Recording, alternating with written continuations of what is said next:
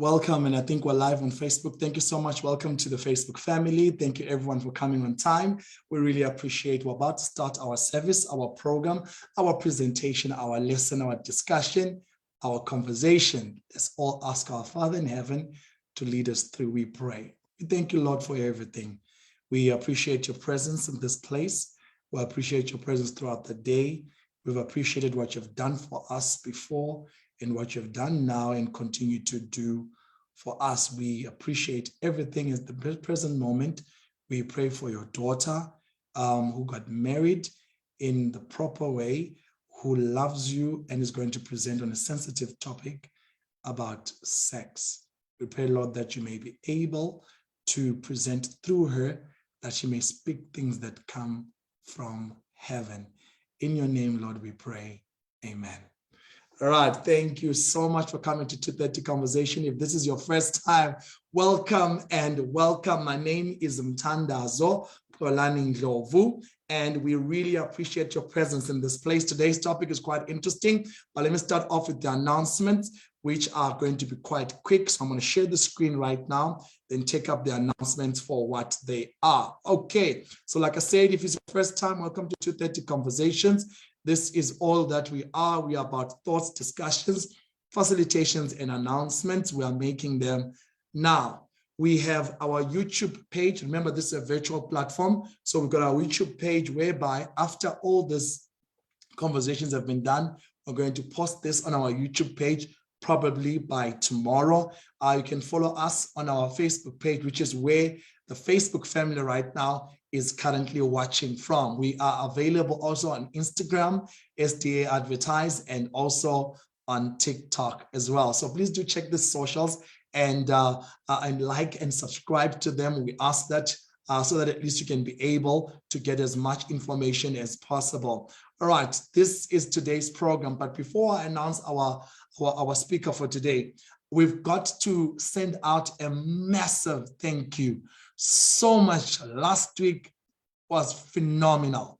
We're still in the process of uploading what happened last week. The conversation itself is already on our YouTube channel, but we want to show you the pictures of our first ever live audience. That was last week's lesson. First ever live audience. As far as we have started as 2:30, we've always done this virtual kind of thing that we're doing now. But last week we had an audience at Golden Harvest SDA Church in South Africa, in Johannesburg. It was a beautiful program altogether, and we'll be posting the pictures, what happened, the audience, the comments, and everything. Please do check our YouTube page. The conversation itself has been posted. We want to thank everyone who participated in ensuring that we have this live audience, Golden Harvest Church, the media houses, the elders of that particular church, the 2:30 Conversation team, and our massive speaker, who is John Sibanyoni. We thank him for all of that in absentia. So we're going to have another one soon enough, probably in September. We're trying to get this whole live audience kind of things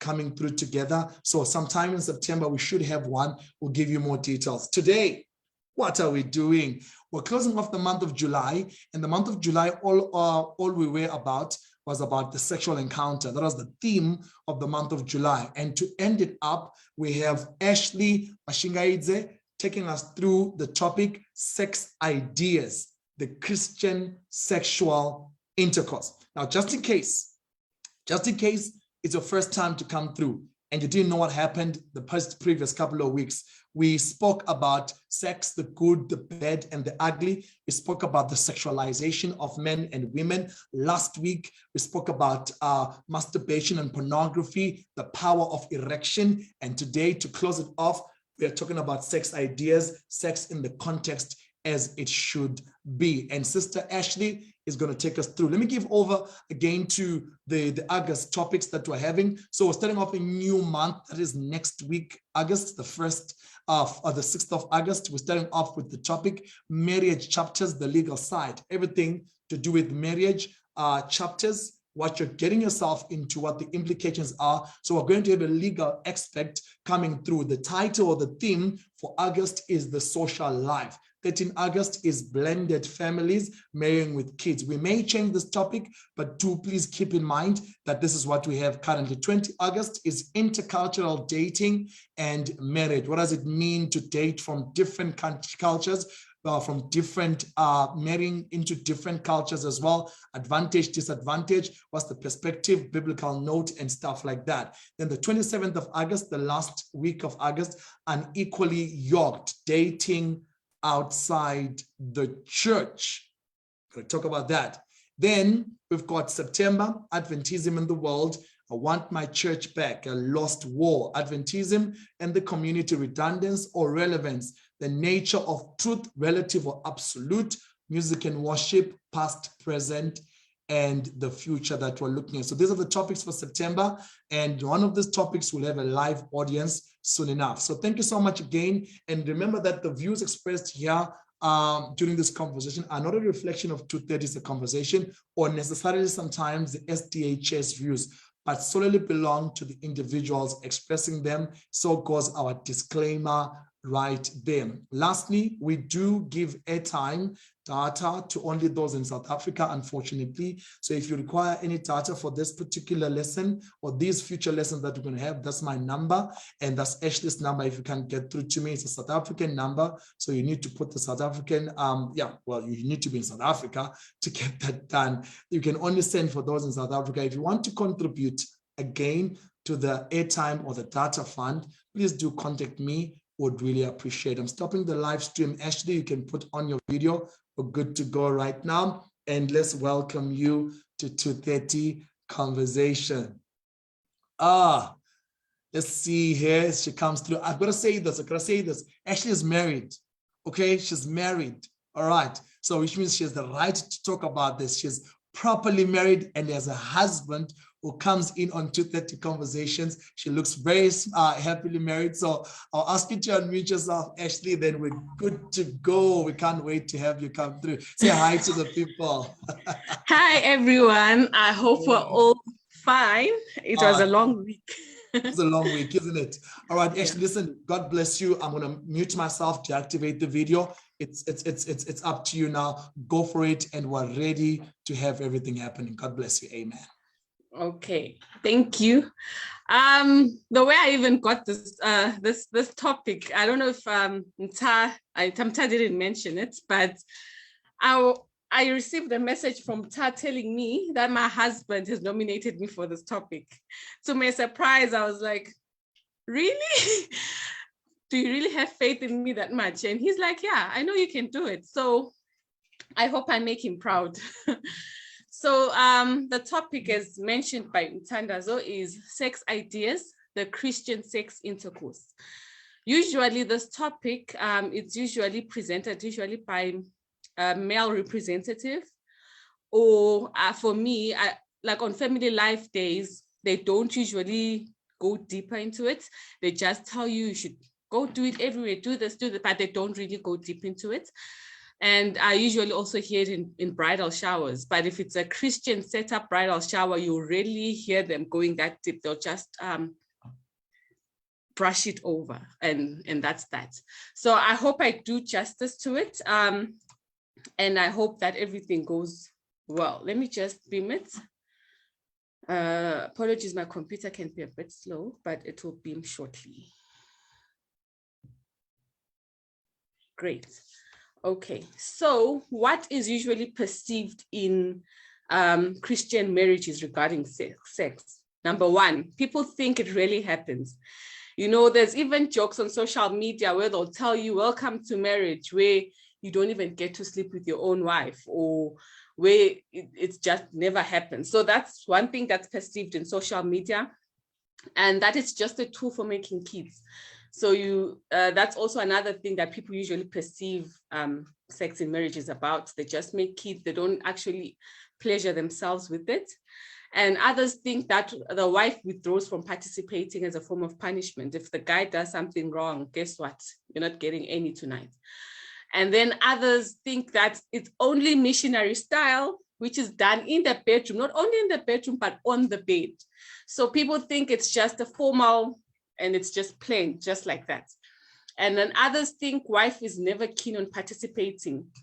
I've got a friend of mine who is also like that. She tells me that she just is not keen on even participating, which is sadly true for most marriages. And then others think no foreplay happens at all. Others will tell you, but I can't perform foreplay. Foreplay is a sin.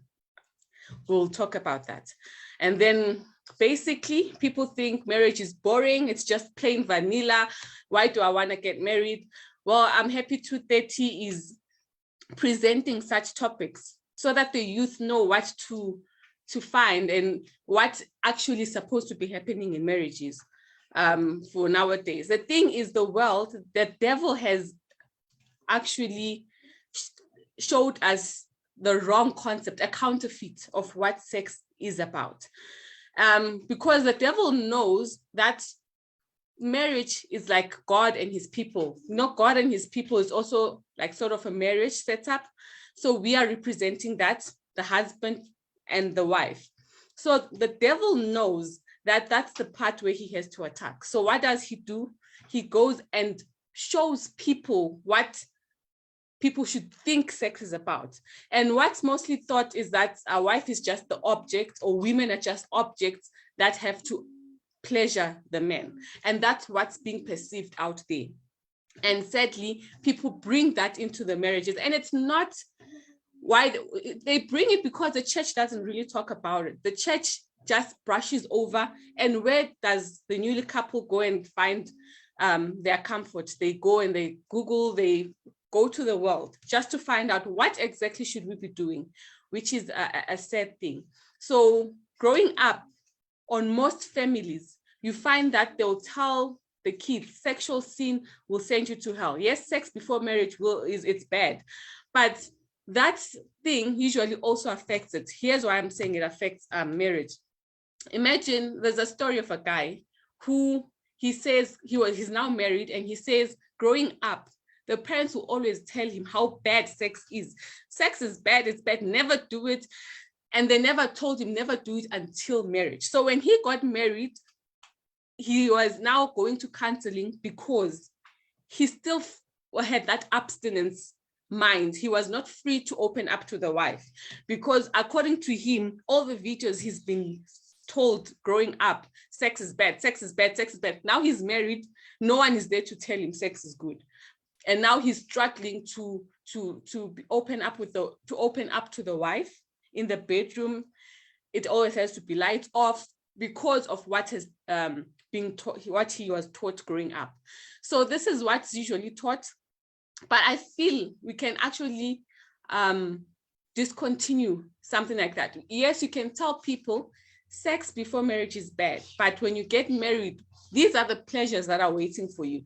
This is 1, 2, 3 that that's going to be there when you're married, because this does affect marriages. We'll go to that later on. If your spouse, and another thing that's being said, if your spouse wants it, you better do it, or else they'll struggle with sexual temptation and go find it somewhere else.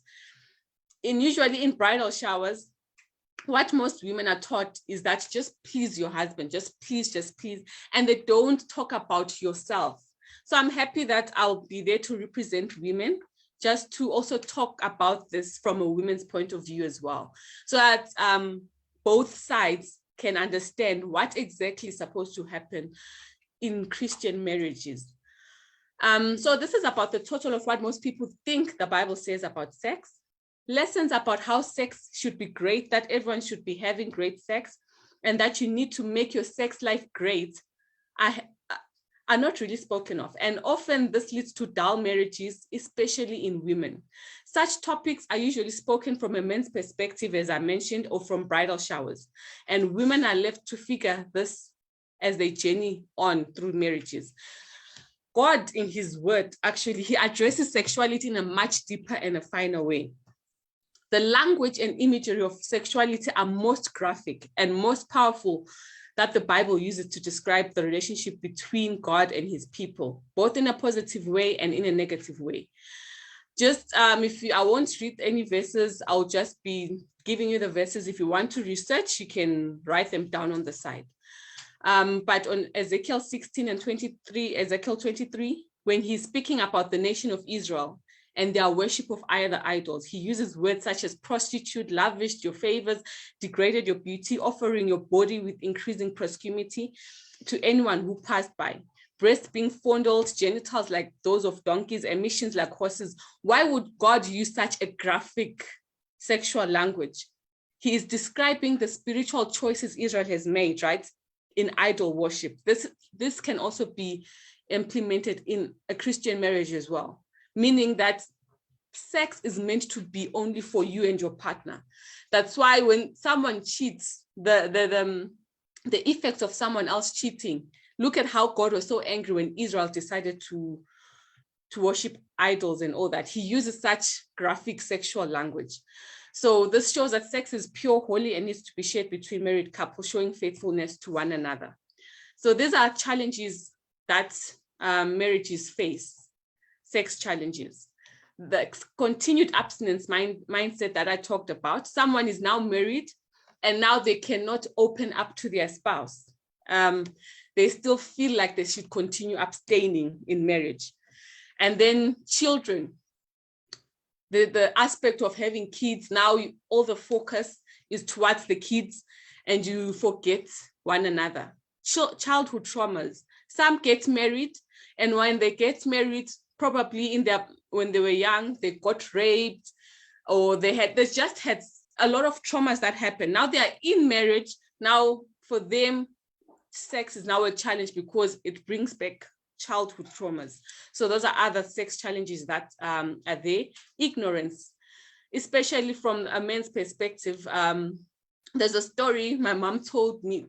Me and my mom, we open. So she was telling me about a story when she was growing up. It was family life at church. And this lady, I think she was frustrated. And she mentioned, no, man, you guys treat us like bicycles. You just take the bicycle, you ride the bicycle. When you're done with the bicycle, you put it there and you don't even maintain it. You don't even look at it. And the man was there and the man looked at the wife and was like, so is this what I do to you in bed? So trying to explain the bicycle, meaning you don't engage in foreplay. You just ride on top of the woman. When you're done, the bicycle is left on the side and you continue with life. So also the ignorant side, that's where it comes from. Low sex drive, where someone is no longer interested in sleeping with the spouse. Sex addiction, which is usually more in line with porn addiction, because the more you watch, the more you get addicted and the more you just want to treat people as objects. I think we learned about that last week. So I won't engage in sex addiction, but I will engage in what happens when the spouse is the one who's addicted and the wife is not. I'll talk about that. Unrealistic expectations. This is also in line with the porn and sex addiction. You see what you saw, now you've got unrealistic expectations that you expect your spouse to do. Early ejaculation, this can also be remedied by men's clinic. Finances, you find that you are chasing finances, and in pursuing your finances, you end up being stressed, and then less or no orgasms at all. So this usually happens in women. Most women end up faking it, or they don't just get orgasms at all. So I'm just going to show you regarding the orgasms. This is a study I found online on how many women actually orgasm during sex compared to men. So the reason I'm going to show you this is because I need you to understand it from a woman's perspective. Most women don't talk up in marriages. I've got a friend of mine. I told her, can I use it as an example? She said it's fine. She was telling me how she hates sex. And for me, I was curious and I asked her, what do you mean you hate sex? She's like, when my husband is just trying to engage in foreplay with me, he's just all rough. I just want to get over and done with it. I even fake it. And I asked her, why don't you talk to your husband about it? Like, just sit down, talk about it. And she's like, I don't want to bruise his ego. I don't want him to feel like he's not doing a good enough job. So I'd rather continue faking it. So these are such things that are happening in marriages. So Okay, 81.6% of women don't orgasm from intercourse alone without additional clit stimulation. 81%, that's a big number. Only 18% of women report that intercourse alone is sufficient for orgasm. And then 95% of men usually always orgasm during sexual activity compared to just 65%. So this 65, it's inclusive of foreplay and the intercourse. And then 5 to 10% of women have never orgasmed, though many of these will in life. So there are people who don't even know. There's even a story of a lady who went to the doctor and said to the doctor, "Doctor, I was sleeping with my husband and this feeling came. I've never had, what was the feeling?" And then the doctor asked, "What are you talking about? Explain to me what happened." After she explained, the doctor was like, "You actually orgasmed, ma'am." And for her, she was now late in her, I think 40s. And that was the first time she encountered an orgasm. She didn't even know what it was about. And then 59% of women have faked an orgasm. That's close to 60 women who faked an orgasm. So I'm just showing you these numbers, especially for all the men who are here, the men who are going to prepare to get married. You understand why I'm showing you these numbers. And for those who are already married, just you will have to sit down and talk with your spouse, and we'll talk about sexual communication later on. Well, the funny part is people think that in the Bible, there's no part where it talks about sexuality and sensuality in a more broader and deeper sense. But in Songs of Solomon, most of those scriptures are about sex. And the Christian, like our Bible, it is the only religion that devotes an entire book to sensuality and sexuality, a whole book just talking about that. And Songs of Solomon, it's about Songs of Solomon and his bride. So Songs of Solomon being the lover and the bride being the beloved. So this is what is said. This is found in Songs of Solomon. The lover says, "How beautiful you are and how pleasing, O love, with your delights. Your stature is like that of palm," stature meaning your body, right?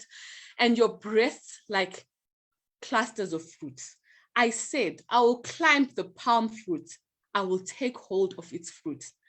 I don't know if you're understanding what this verse says. The lover here is saying he will climb the palm tree, which is her body, and grasp the fruit, which is her breasts. So, and then you clearly now, if you just imagine that, you can clearly see what's happening there. The lover further on says, "Your garden, you are a garden of fountain, a well flowing water streaming down from Lebanon." And then the beloved responds, "Blow on my garden, that its fragrance may spread abroad. Let my lover come into his garden and taste its choice of fruits." I don't know if you understand, like there's a verse where it says, your husband's body is not his own, but of the wife, and the wife is not her own, but of the husband's. So she is saying, let my husband, let the lover come into his garden, meaning her body, so that he can taste its choice of fruit. I hope you understand what's happening there.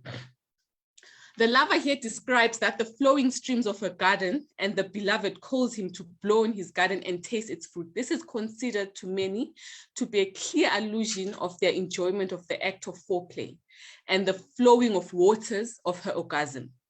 God has intended for us to thoroughly enjoy sexuality. Whoever tells you that Christian marriages, women and men are not supposed to enjoy sex at all, are lying, because God intended us to enjoy it thoroughly, and the erotic sexual bond we can have with our husbands and wives. I just got curious, and I just wanted to show you when the lover said the breasts are like clusters of fruit. So I just let me see, what are clusters of fruit? How do they look like? So I'm just showing you this to show you the clusters of fruit, how the lover was expressing the clusters of fruit. What else does the Bible say about sex?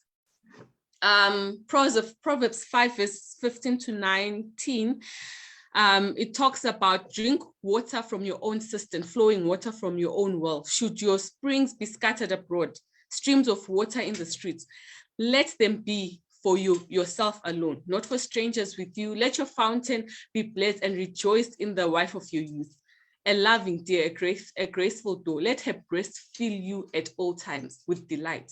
Be intoxicated always in her love. For men who don't like sucking on their wife's breast, I've heard such stories where they're like, no, we can't engage in foreplay. Well, Proverbs saying, let her breast fill you at all times with delight. How can it fill you with delight if you're just going to engage in the intercourse alone? Food for thought. Proverbs 3 verse 27, do not withhold good from those to whom it is due when it is in your power to do it. 1 Corinthians 7 verses 3 to 5, the husband should fulfill his wife's sexual needs, and the wife should fulfill her husband's needs. The wife gives authority over her body to her husband, and the husband gives authority over his body to the wife. Do not deprive each other of sexual relations.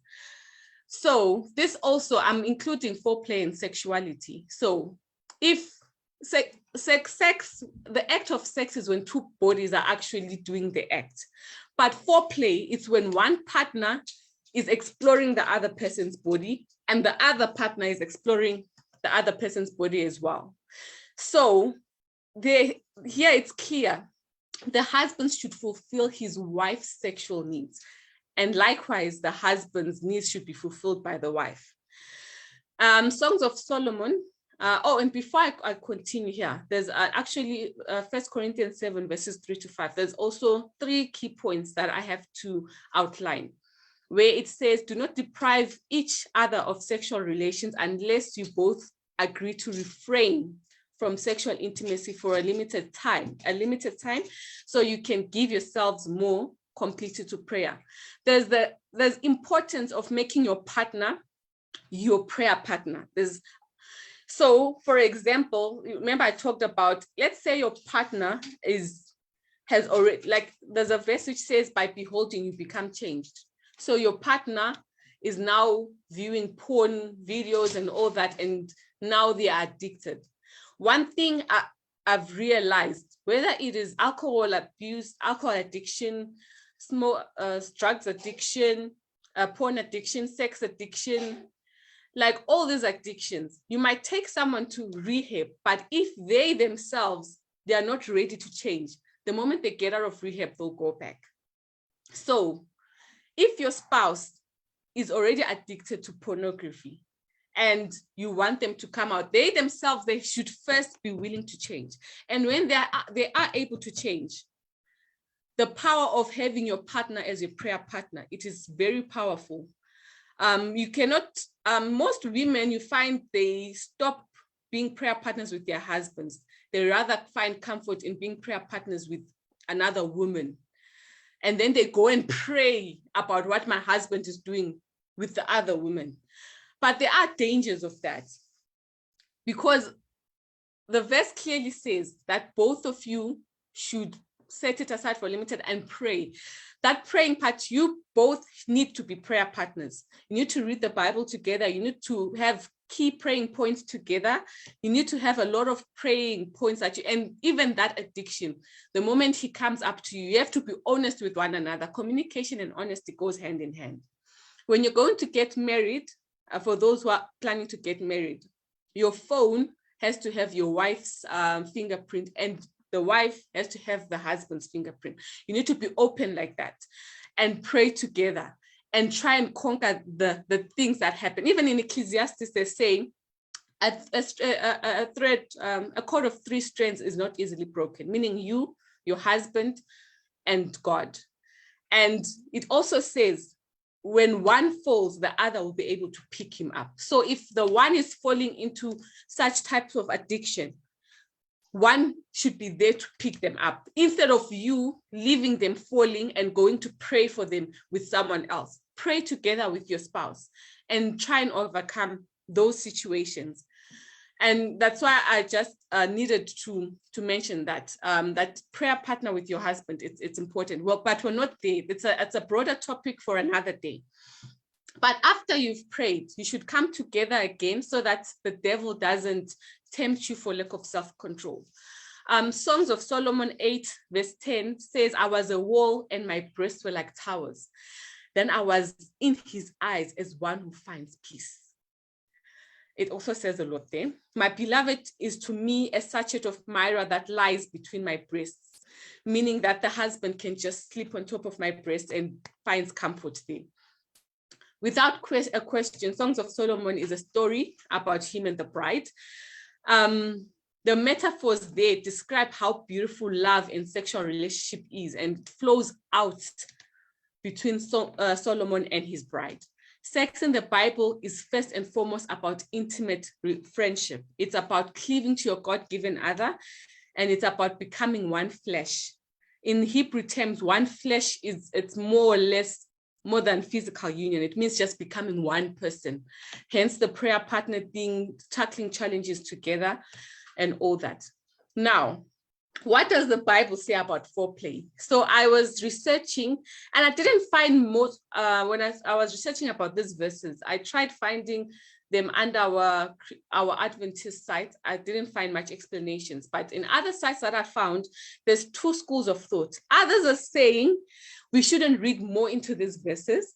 And then others are saying, no, it is exactly what the verses are saying, it's what it is.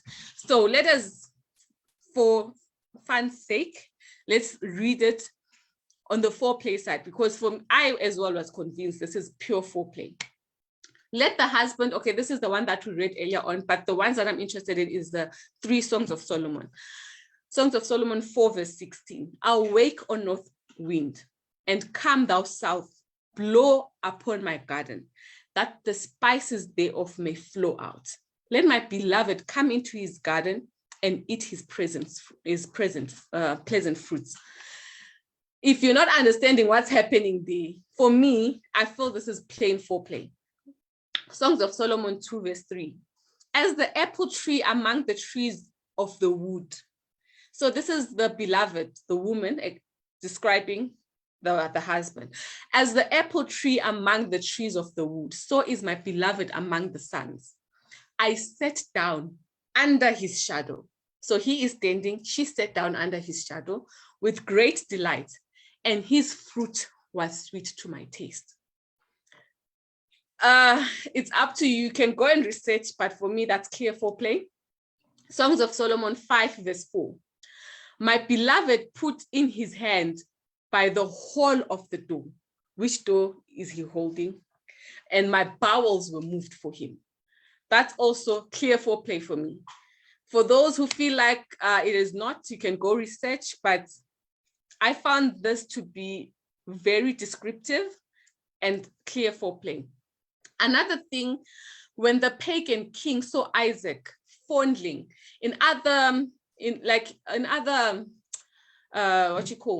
King James, I think it says caressing, and other versions it says fondling. When the pagan king saw Isaac fondling his wife, it didn't say they were engaging in a sex activity. He was fondling his wife, meaning they were engaged in foreplay. Through the window, he shot a question. Why did you not tell me that Rebecca was your wife? Why did you instead say she was your sister?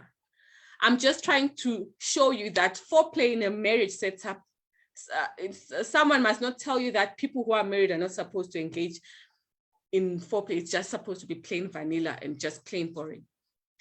Another thing I wanted to explain, the clitoris has more than 8,000 nerve endings. That's double the amount for the penis. The penis has got about 4,000. For most women, as you saw the stats of the orgasm, the stats, for most women, intercourse alone does not provide enough pleasure for orgasm. Therefore, foreplay is a necessity. So if your husband tells you he doesn't want to engage in foreplay with you, I think you should sit down and talk about it, because foreplay for women is a big necessity.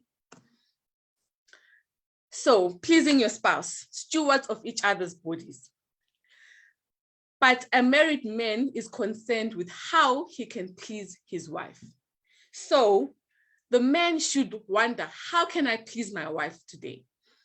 And also the woman must think, how am I going to be able to please my husband today? It's not only about the bicycle. Tati bicycle, you're riding, you're done. It's more than that. It's a journey. You are in Johannesburg and the orgasm is in Cape Town. You do not just take an aeroplane and go there. Take the car. Take your time. Before you get into the car, make sure it's oiled well. Make sure everything is well. And then by the time you get to Cape Town, you'll have enjoyed the pleasures. So you take time to explore.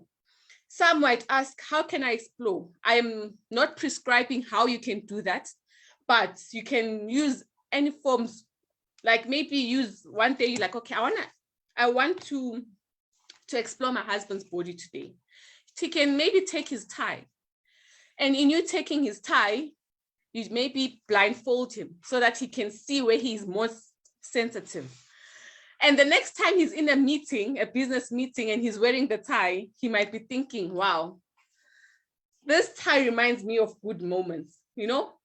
You can actually explore in different ways in exploring one another. The husband should also fulfill his marital duty to his wife, and likewise the wife to her husband. Do not deprive each other except by mutual consent for a time. I hope I'm not running out of time. Okay, just give me 10 more minutes. I can see it's already 3 o'clock. 10 more minutes. I hope I'll be done. Take your time, Asheligh. Take your time. Okay, thank you. Do not deprive. Give time is far. Okay. Do not deprive each other except by mutual consent for a time, so that you may devote yourselves to prayer. Then come again. We read that verse earlier on. So your body, when you're married, your body does not belong to you. Your body belongs to your husband, and your husband's body, his body doesn't belong to him. It belongs to me. So if I just go to my husband and I feel like touching any certain area, he mustn't deprive me. And likewise, if the man, because we are exploring one another, we're just trying to get to know one another. And at the same time, it doesn't mean that you don't have likes and dislikes. The more you engage in your sexual encounters with your spouse, you kind of find a day where you're like, you're my husband. Do you know that day you touched me in that certain area and I felt goosebumps? Can you please do it like that? And you find so exploring one another is so important. And I'll talk about sexual communication because you have to talk about it, you know. If a day you didn't orgasm, don't fake it. Tell your spouse, today I didn't orgasm. It's because of 1, 2, 3. This is why I felt I didn't reach that climate. But that other day, you know what had happened for me to orgasm? You actually touched me there, you touched me there, you mixed that mixture, and it was wonderful. Guess what's going to happen in the next section? You might end up not even getting only one, but 2 or 3 orgasms at the same time. So exploring one another is very important. And why, if it's not important, why is there more than 3 verses about it that you need to explore one another? So you have to explore your partner's body, and they should in turn communicate what they liked the most. So this is basically also telling you the same thing. I'll just pass other slides because I think I'm running out of time. But sexual communication, why is it important for couples to communicate? Couples often need to work through the awkwardness they might feel about talking about sex. Like with my 2 friends and someone on a group I'm on, I find most women are afraid to talk to their men about sex. They're afraid to voice out their views about what they liked and what they didn't like. So they rather just go through it. And that's not fair for both parties because you need to actually advance your sexual activity to the next level. So it's an important process. Sexual communication is important. Actually, communication as a whole, it's important in marriage. Now, the sexual communication is just a branch of that communication. It's very important to engage in those sexual communication. The more natural it becomes, the more wonderful it will become in the bedroom. Sexual communication is when you and your partner are able to express your needs and wants without the conversation being awkward. Taking into account what the other feels. It is fulfilling, it is satisfying, and it's a fun part of life. And at first, for newlyweds, you might find that you need to communicate with your partner once a week to say, this week, this is what I liked. But the more you guys are perfecting your sex life, it will turn into once a month and then once in 2 months, because now you understand your partner's body in that manner. And then you'll find that talking about it, what you didn't like, ends up reducing from once a week to about once in 2 to 3 months.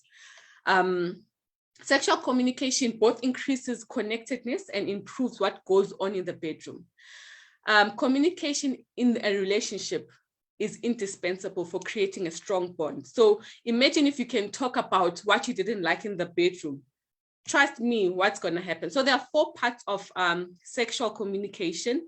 I'll just summarize each form.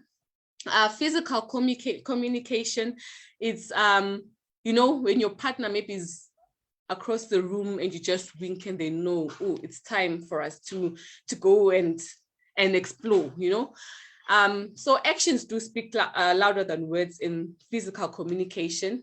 It's more of your physical being communicating with the other to say, you know what, I'm aroused. Can we do this, And then sexual directions. It's giving your partner verbal and physical direction. When you're engaged, the first time it might be awkward when you're engaged there, and probably they're kissing you in a part where it's so you're enjoying it, and then they move away. That's just hand direction and putting them back there for them to understand, no, don't move away from that area. I actually enjoyed that area more.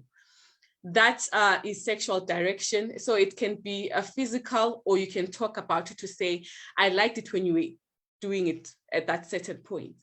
And then it's also sexual direction. It engages with conversational communication, where the sexual edge is aroused, where you talk vocally.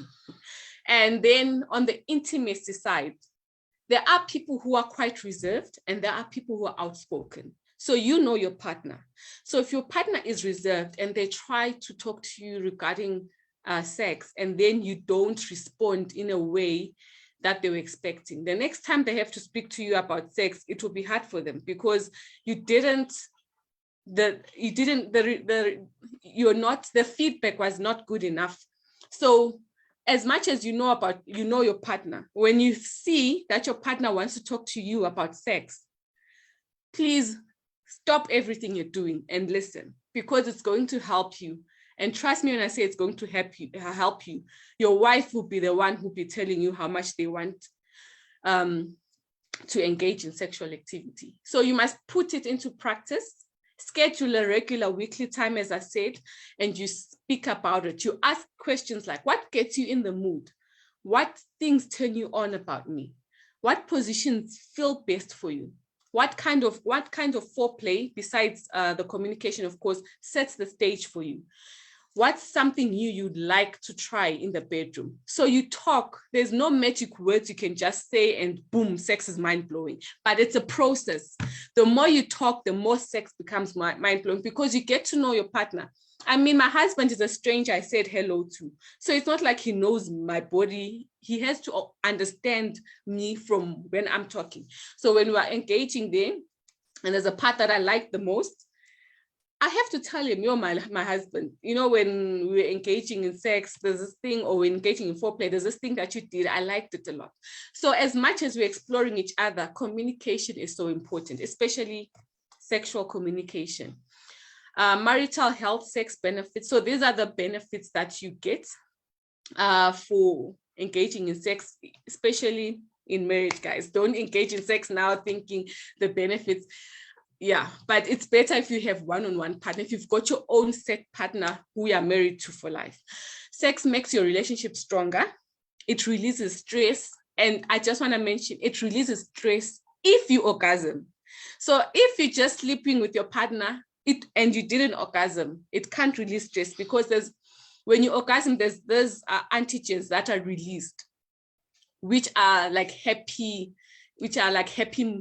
pills kind of way, which actually helps you to relieve stress and also to drive away depression.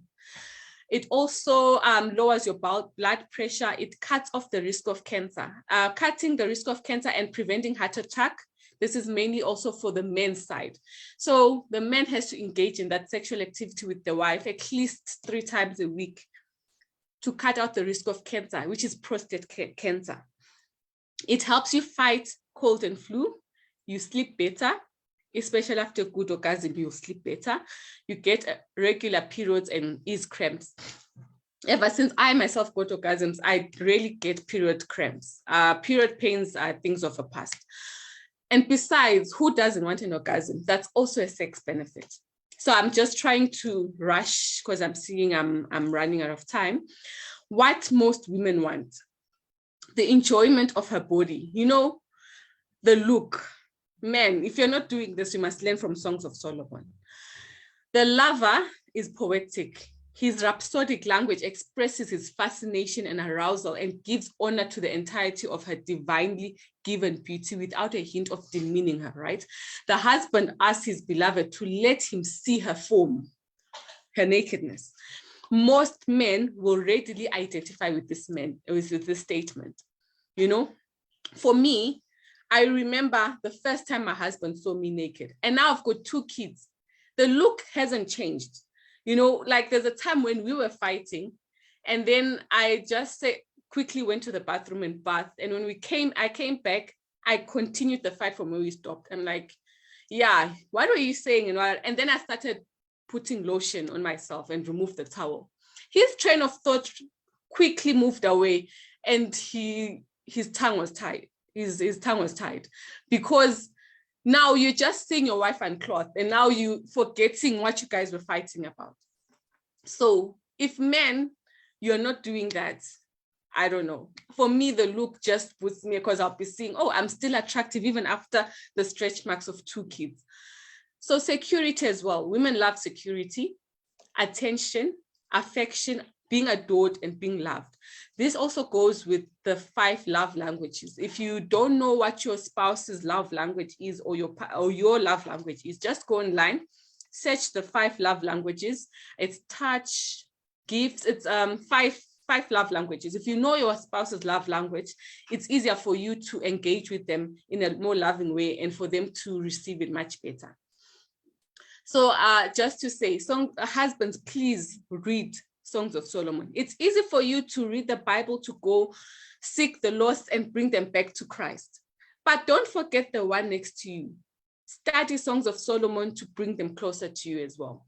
Don't neglect your own spouse. As I know we've got kids, we struggle to engage because there's now kids. If you're lucky to have parents close by, I'm lucky to have parents close by, you can have a date night where you take the kids, they go see their granny, or if you've got a family member that stays close by, schedule a date night. The kids go there. If you've got a sibling who's also married, it's also nicer. They can also schedule it. Maybe on Mondays, you are taking their kids, and then maybe you on Fridays, or Thursdays, you're taking the kids over there. Just schedule a time where you guys can actually bond with one another and enjoy one another's company. It's very important. You need to just do that. And as well, women, we also have to compliment our men, you know, in an amazing similar way. The book of Songs of Solomon, also the beloved describes the lover in an intimate way. She tells him how bold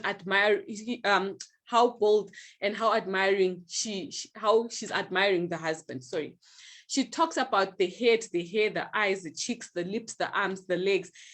And I like it towards the end, the last verse of the book. It says, I have come in his eyes like one bringing contentment. Why do you think he has come to view her in that way? Just think about it. That's food for thought. He's viewing her in that way because of the connection, the way they're admiring each other, both in a sexual and a sensual way. Sex outside the bedroom. Who says it's only supposed to be in the bedroom, on the bed? In Songs of Solomon, the beloved talks about like they have to have a trip, they have to go out. This verse says, come, my beloved, let us go out into the country. Let's spend a night in the villages, and let's rise early and go to the vineyards, and let's see whether the vine has budded, and where the pomegranates have bloomed. There I will give you my love. So it's also important to go out there and actually enjoy each other. And I've got a question, because they're clearly going to make love by the vineyard. Do you think missionary style can happen by the vineyard? So sometimes we do not have to be fed everything. God has said, let's explore one another. Now you need another question, how? Songs of Solomon is already describing how. Go out, have trips, plan those trips, go out and just enjoy one another, and just have that loving connection with one another. Now, the importance of sexual hygiene. As much as you would want to enjoy each other sexually, it is important to also be sexually to be clean. In the importance of brushing teeth. If you know yourself to have a bad breath, so that I don't know if you can see this, a tongue brush is very important, especially in marriages. If you're also planning to get married, just get used to this. A tongue brush is important. Note, this usually brushes your teeth, but what about the tongue? This doesn't do much justice to the tongue. So you find you wanting to kiss your spouse and your spouse is withdrawing because of the mouth not smelling good. So the importance of a tongue brush is important. You also need to floss. Yeah, I know I don't like the threads, those threads of flossing. For me, I find that it's yucky for me, but I prefer these flosses. You can get yourself a floss, because as much as you're gonna brush and use a tongue brush, there's things that will be stuck between the teeth, which can't come out. So you need to floss. If you don't like the flosser, there's also the machine flosser, where you can floss with that. The reason I've got these things, I think people who've known me before, I used to have teeth which were on top of each other. I went through a process of braces, and I understood the importance of brushing teeth. So it is very important to brush your teeth. And it's also important to smell good. Those who know my husband, before he greets you, his smell greets you, because his perfume is so nice. So it's important to actually smell good all the time. Not because before you're married, you're smelling good, then you are now married, you're thinking you can let loose and let yourself go. No, continue looking good. Not for your spouse only, but for yourself. It brings that confidence out. So it's important to smell good. And also, if your husband likes your cookie shaved, shave it. If your husband doesn't like it shaved, I don't know if there are those who don't like it shaved, then don't, but make sure it's clean. But if your husband likes it shaved, shave it. Don't let 2 weeks pass and then the hairs are starting to grow up again. Just make sure you're always shaved and it's always good looking down there. And a good bath, even between the buttocks. Make sure you bath there in between the buttocks. One idol singer said it's called ifororo, there. Make sure you bath there. Make sure you're just looking good. And for women, important regular checkups. Make sure you go for your pap smear down there. And make sure you also, if you can afford a gynae, just go so they can check if everything is good down there. And also, just have the vaginal creams that you have to bath down. Make sure it just smells nice. Trust me when I say that hygiene plays a very important role. It's important to smell nice. And unwanted facial hair on the body, just make sure you're just clean and looking good. Sex is very mind-blowing, guys. You can explore. There's different ways to explore. I can't prescribe how you can explore. If you're one person who wants to explore with handcuffs, someone, remember they asked, but what about sex toys? We're not talking about the penis toy or the vagina toy. We're talking about the blinds, the blindfolds. We're talking about the handcuffs. We're talking about, you don't even need to go buy. The tie is good enough. This can act as a blindfold. This can act as something that you can tie in just to explore your partner. But I'm not prescribing that you do that. Whatever makes you guys comfortable to do, that's what you have to do. I'm done. Questions and answers. All right. Thank you so much. Much appreciated. Listen, this is the stuff of 230, okay? Phenomenal. phenomenal. You can stop sharing the live, the screen there. Phenomenal to the bone. Your presentation style, the research, my word, every one of the things that you did today. Thank you so much, Asheligh. We much appreciate. Okay, so much has been happening on the chat right there. We're speaking, just in case you just came through, we're speaking sex ideas, the Christian sexual intercourse, which is the last theme or last lesson from our July theme, which was all about sex. Asheligh is here. She's married. She has the ability to speak about what she spoke about and also the ties that she spoke about. That tie, Asheligh, we're not going to look at it the same way. It's red. You know, your husband, when we look at him when he's wearing it, we're like, yo, the blindfold right there. Okay, let's start talking within ourselves now. So what's happening? You lift up your hand through the platform. I'll read some of the comments that have been coming through. Let's have genuine questions that we're going to talk about here. Let's have genuine answers. Let's speak realistically on this. Mbusi, you're going to be the first one right there. I'm going to unmute you. Go ahead, Mbusi. Let's hear what you have to say. Well, thank you, host. Asheligh, thank you very much for that insightful presentation. I'm personally not married myself, but I was rather compelled. I thought it was pretty amazing. And I just wanted to talk about logistics. Would it be possible to get some of these slides? I think they can be used as a good weapon in the future for one to plead their case. Yeah. No problem. I'll send it to Mta and then Mta will forward it to everyone. All right. Yes. Yeah, that's me. So what we'll do towards the end of our lesson, our numbers will be put on the screen, so you guys can always WhatsApp us or whatever, and then we can be able to send you the slide. Asheligh, he says he's going to use that as a weapon, and I think that's something that we need to now talk about, because you spoke about the sex sometimes is used as a weapon by women or men, where someone says, listen, I don't want to give it to you as a form of punishment, right? And then we've got the biblical perspective that you spoke about, and that was very packed about Solomon. And who else but Solomon, the man who had 1,000 wives, or what, 300 wives and 700 concubines. That man could tell you anything about sex. So who else to talk about the clusters of fruit? The clusters of fruit. Imama must have a cluster of fruit. I really make sure that I really encourage that one. So we spoke about the ideas that must come through. And remember, you suggested, and I want us to get more in detail, because you spoke like a typical proper Seventh-day Adventist, but a higher grade one. Let's get more in detail. What are we talking about here? Christian sexual ideas. You said start with the setting of it, bedroom. You encouraged us that maybe not the bedroom all the time.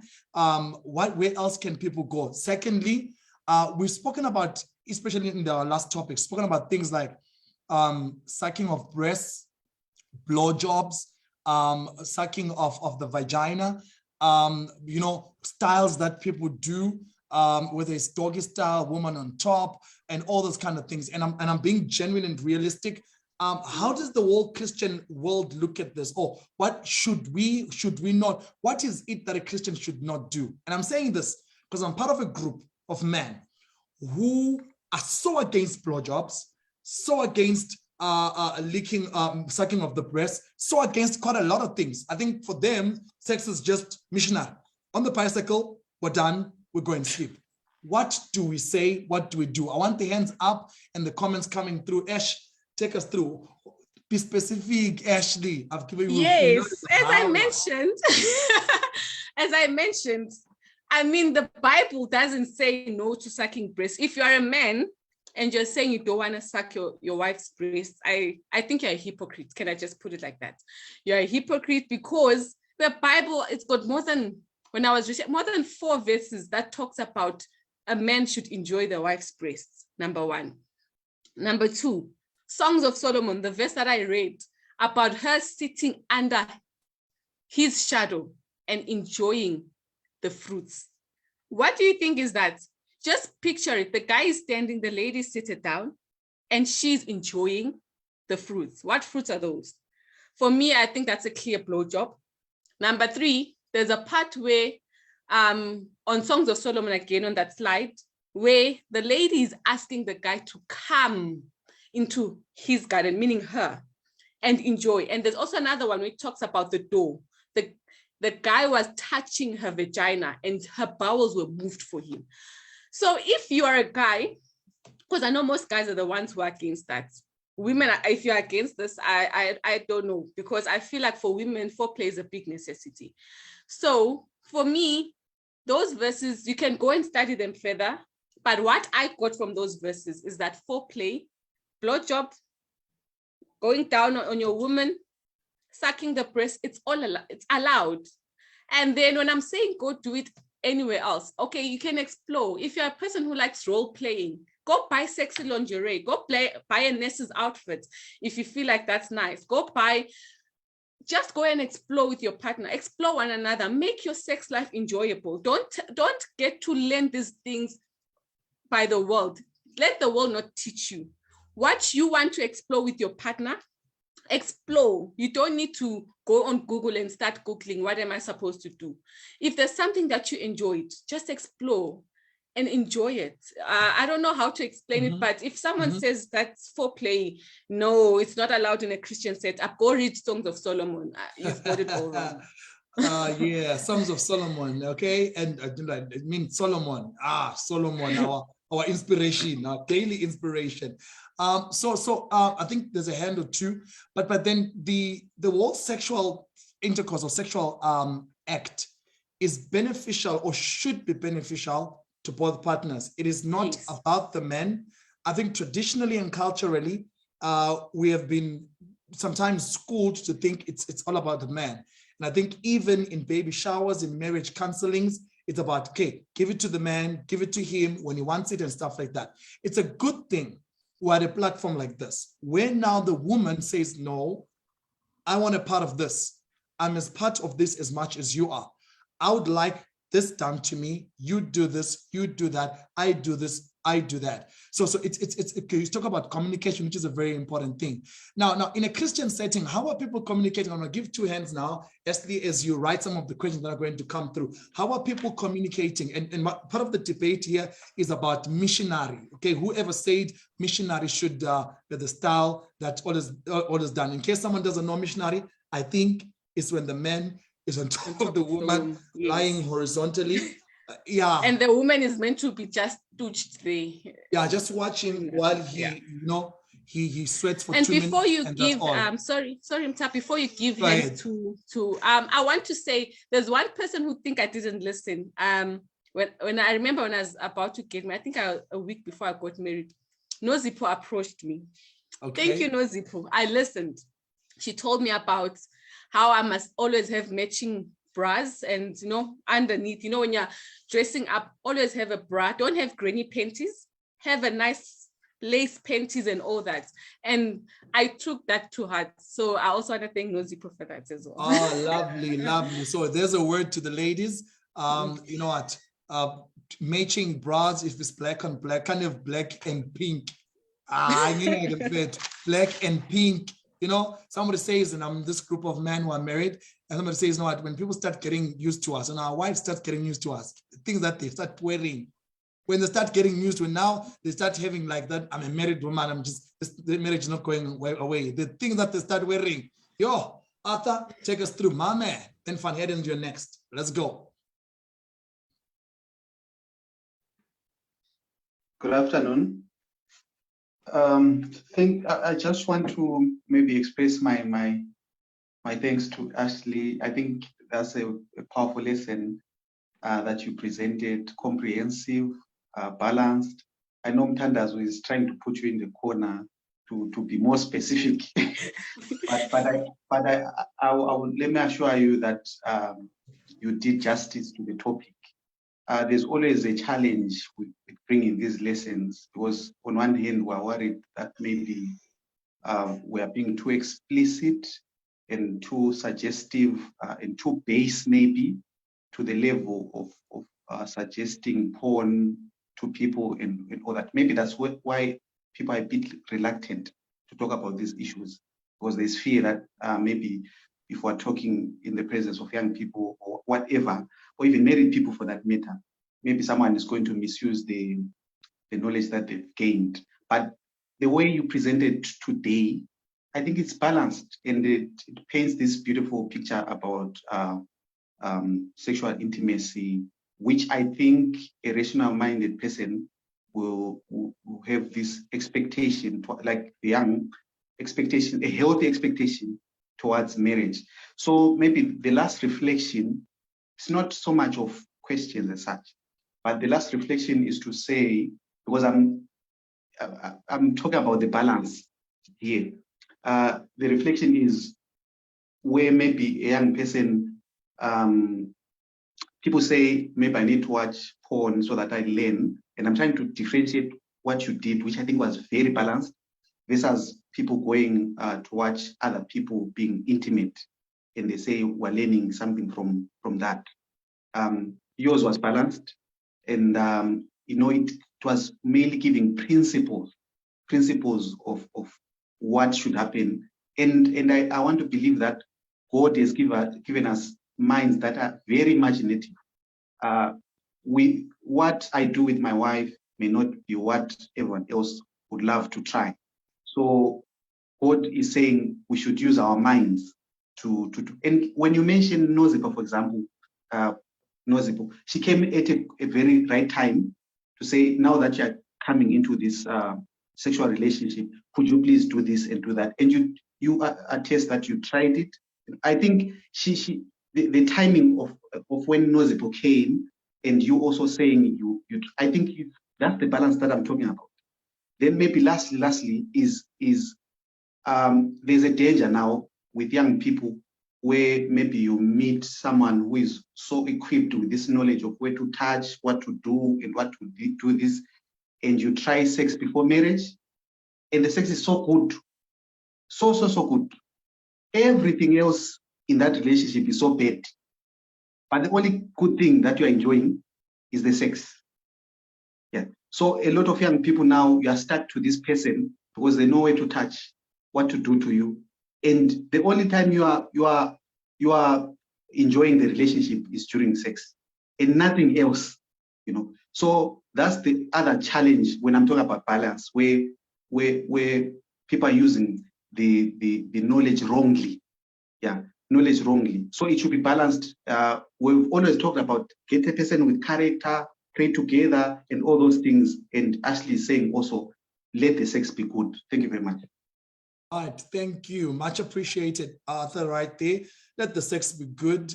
If you're looking for a spiritual woman, make sure that she's also good in sex. Spiritual man, make sure that also he is also good in sex. One person asked me, like, why should women, and I think the pressure is on this, why should women, I don't know, maybe there's pressures when it comes to sex. One person just asked and says, why should women impress men? I think it's a duty to impress each other. I think when you love each other, a good body smell, you talked about that. And when you said bathing, smelling nice, it wasn't gender specific.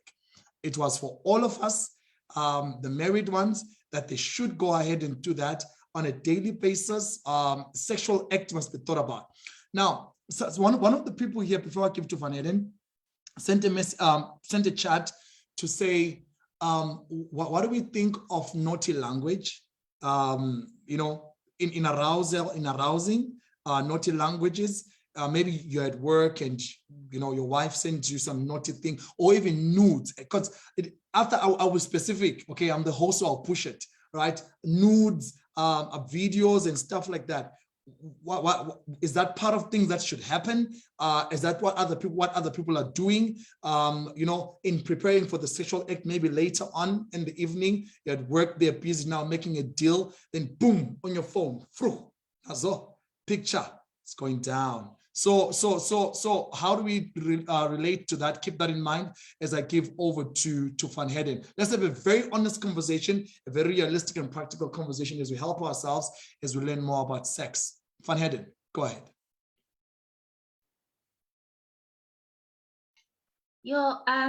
I think my internet connection is slow. Can you hear me? Loud and clear. All right. I just wanted to comment on the cultural part. I think in many parts of the world, women are taught from a young age to hate their sexuality. So when a girl is being raised, you are actually chastised for being sexual. Like, you should not be sexual. You know all these superstitions. I mean, I was raised by my grandmother. I grew up in a rural area, and as we're growing up as girls, you would hear them saying, no, girls mustn't eat too much salt. Don't eat too much salt. Girls must not eat too much eggs. There's all these rules about the female body, especially in an African setting. In an African setting, usually a sexual, a woman who is open about her sexuality is seen in a negative light. Like, you are taught from a young age to hide your body. I'm not saying that people should walk naked, but so much shame is attached to the female body. That's why it's not a surprise when then now people are married, then you can't easily switch off all that years of programming, of negative messaging about you must close your legs. Like when they're teaching a girl how to sit, they never teach a boy how to sit, but a girl is taught, when you're sitting, cross your legs, close your legs, don't wear a short dress, cover those boobs, cover your shoulders, cover everything. And then now when you're getting married, it's not automatic that all that programming is going to be reversed. So this is the challenge that I'm going to give us, the parents of today, that let's be careful how we are raising children. So if you teach your daughters to hate themselves, to hate the natural, their natural bodies, the way God made them, how then do you expect them in marriage to enjoy sex, right? It becomes difficult. So while we should teach people to not engage in sex before marriage, to be modest, etc., I think sometimes we take it too far, especially when it comes to the female body. We are so extreme to the point where we actually kind of, even in some cultures, there's some cultures that cut off the woman's clitoris so that she does not enjoy sex really, and they tie and they sew the vagina so that it's only the man who feels pleasure, and for her it's pain. And there's a lot of unlearning that a woman has to go through in marriage to actually start to enjoy sex. So to all the ladies that are listening to me, all the single ladies that are listening to me, even married women, sex is not for only the man, it's for both partners. And since, as Asheligh said, the stats are saying, orgasm for women is not mostly from penetration. A lot of guys don't know this. So the aim is not to just do penetration and then you're done. Most women will orgasm from stimulation around the vulva, around outside, okay? So make sure that, the woman orgasms first, or you can orgasm together. But don't ride the bicycle on your own, as Asheligh has said. Don't ride the bicycle alone there and then you arrive alone, because the other person is going to be frustrated. So make sure the other person, especially the woman, orgasms first, or if possible, you orgasm at the same time. And keeping in mind that orgasm is not only through penetration, please. That's all I'm going to say. All right, thank you so much. I don't even know why you guys are so afraid of being more realistic than what you are. I don't know what the bounds are. No, this is unlike you. Okay, but either way, thank you so much. Let me give it to you, Asheligh, then you can respond. Here's a question that comes through, and I'll read it for what it is. So this is a very interesting question. Andrew, I think it's Andrew from Jamaica, says, should sexual and physical attraction be a significant factor when choosing a woman to pursue for a relationship, what weight should it carry? If you aren't really attracted physically to someone, but they have an amazing character, should you not pursue because you aren't physically attracted? So I think this is a question to say, okay, fine. If you're a guy and like me, you like, you know, big things and all those kind of things, and then you find someone who doesn't have that, but you're attracted to their character, should you go for that or should you not go for that? How far, what weighs more, you know? What really weighs more? If you're going to have sex with someone, you're seeing their physical body. If you don't like what you see, will it turn you on? As a woman, if you don't like what you see in a man, if you don't like guys with big tummies, without muscles, without biceps, without triceps, and all the kind of things. So what can you do? What weighs more, and all that? And then another one that comes through, oh my word, says, Admire says, woman's orgasm is not solely a man's responsibility. Women are responsible for their own orgasm as well during sex. We'll discuss that one. Okay, 2 hands in the following order. Maria and SK. Then after that, Asheligh, you come through. Let's go. Maria. Hello. Can you hear me? Yes, we can. Maria?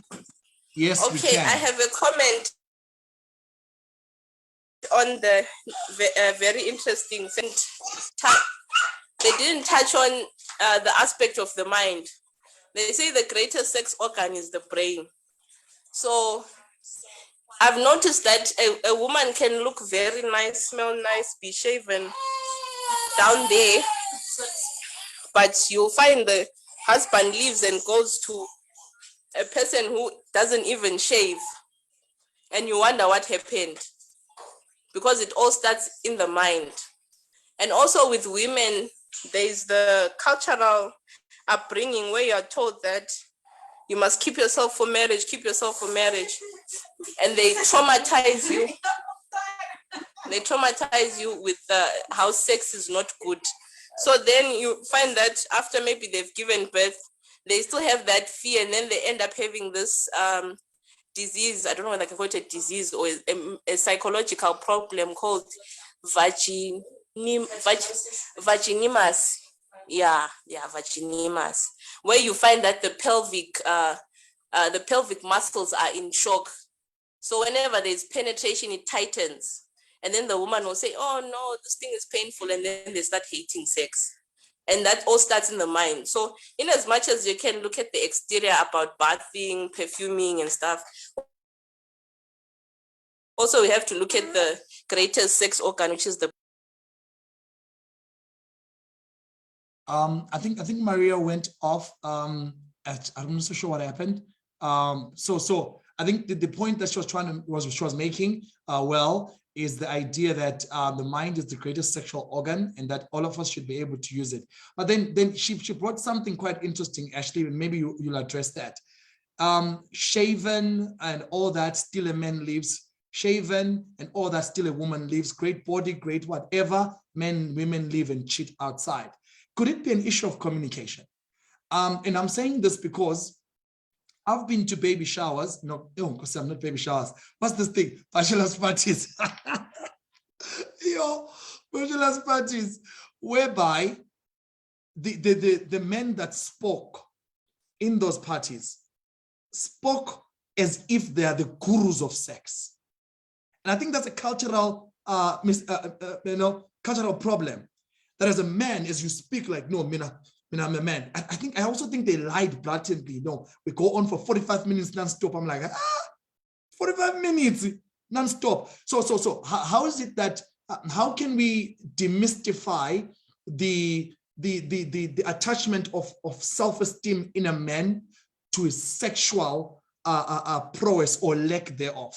Where men will feel, where you're told that your wife cheated on you because you're not giving a good sex, here, blah, blah, blah. When men speak about these things about sex and how a man must do this, must be able to do quite a lot of things that will keep the woman, as if sex keeps a person to begin with. All right, let me have SK, keep that in mind, and then you start coming through. Asheligh, we can't wait to hear what you have to say. SK, Nazo.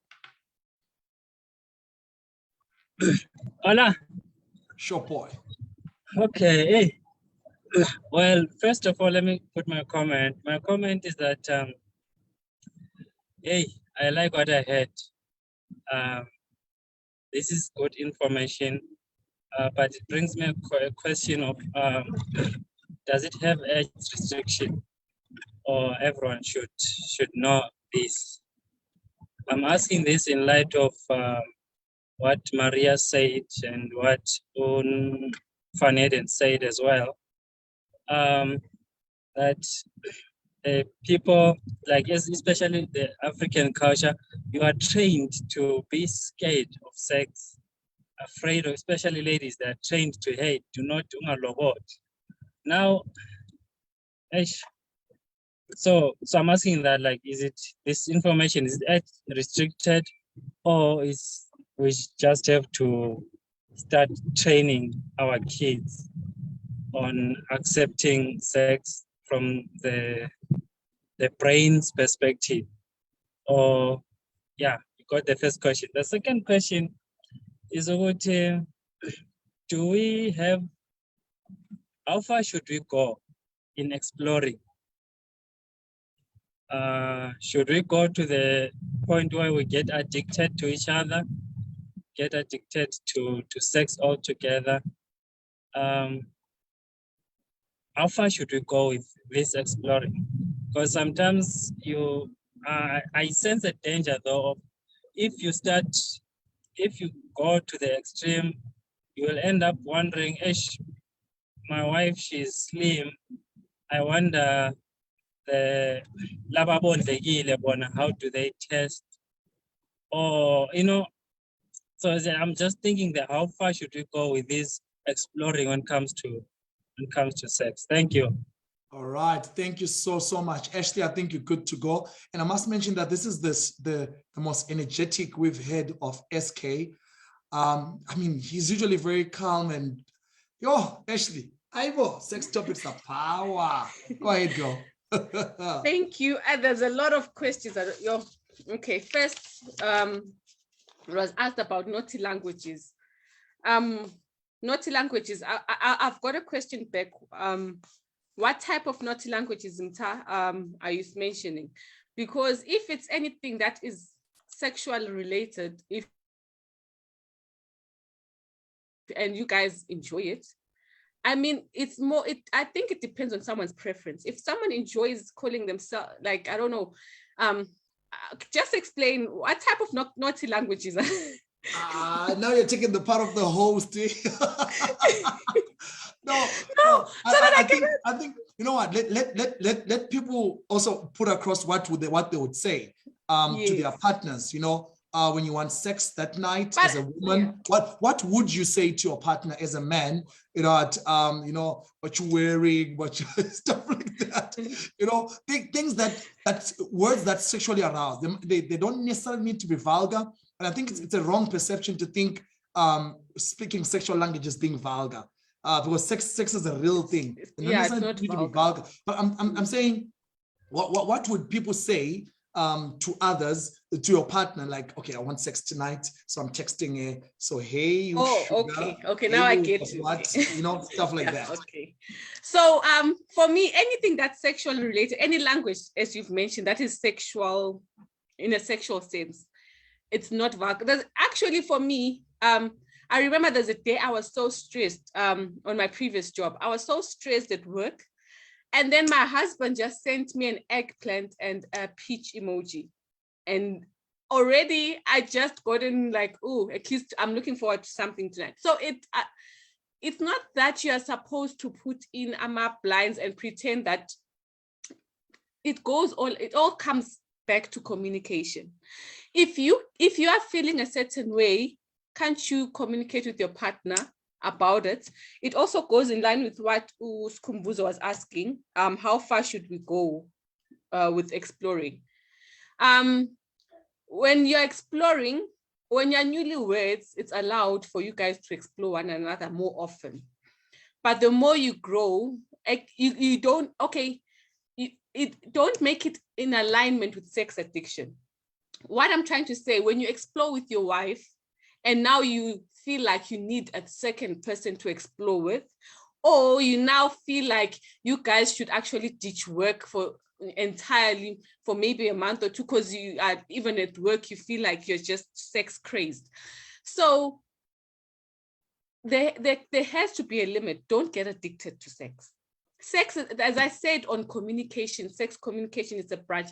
This topic actually, that's why I think I presented for an hour. I didn't cover everything on top of that. This topic, it goes in line with everything else. I'm also going to answer the other question. The lady was asking, you are clean, you are everything, but the husband or the wife still goes and finds it somewhere else. If the person goes and finds it somewhere else, probably the issue is not you. The issue could be that person. Or number two, you might have a good sex relationship, but the other factors, remember, sex is just a percentage of your marriage. Sex is not everything about your marriage. Sex is just a portion. Hence, the topic was based on that portion. But there is other portion, maybe 90% of other things that factor into your marriage. So as much as you might be health, like sex-wise, you guys are good in bed and everything, is the 90% also healthy? Are you guys good in the other 90%? Is everything fine in the other 90%? This whole topic, it's quite a broad topic for us to just speak about it for an hour or so. It's a big topic. So it's for me to answer that question, I will not cover it in one session. There's a whole other things that need to be factored in. So it's either the guy himself has got an issue, or it could be the 90% that's not covered. So I can't answer that question in one setup. It's a big topic.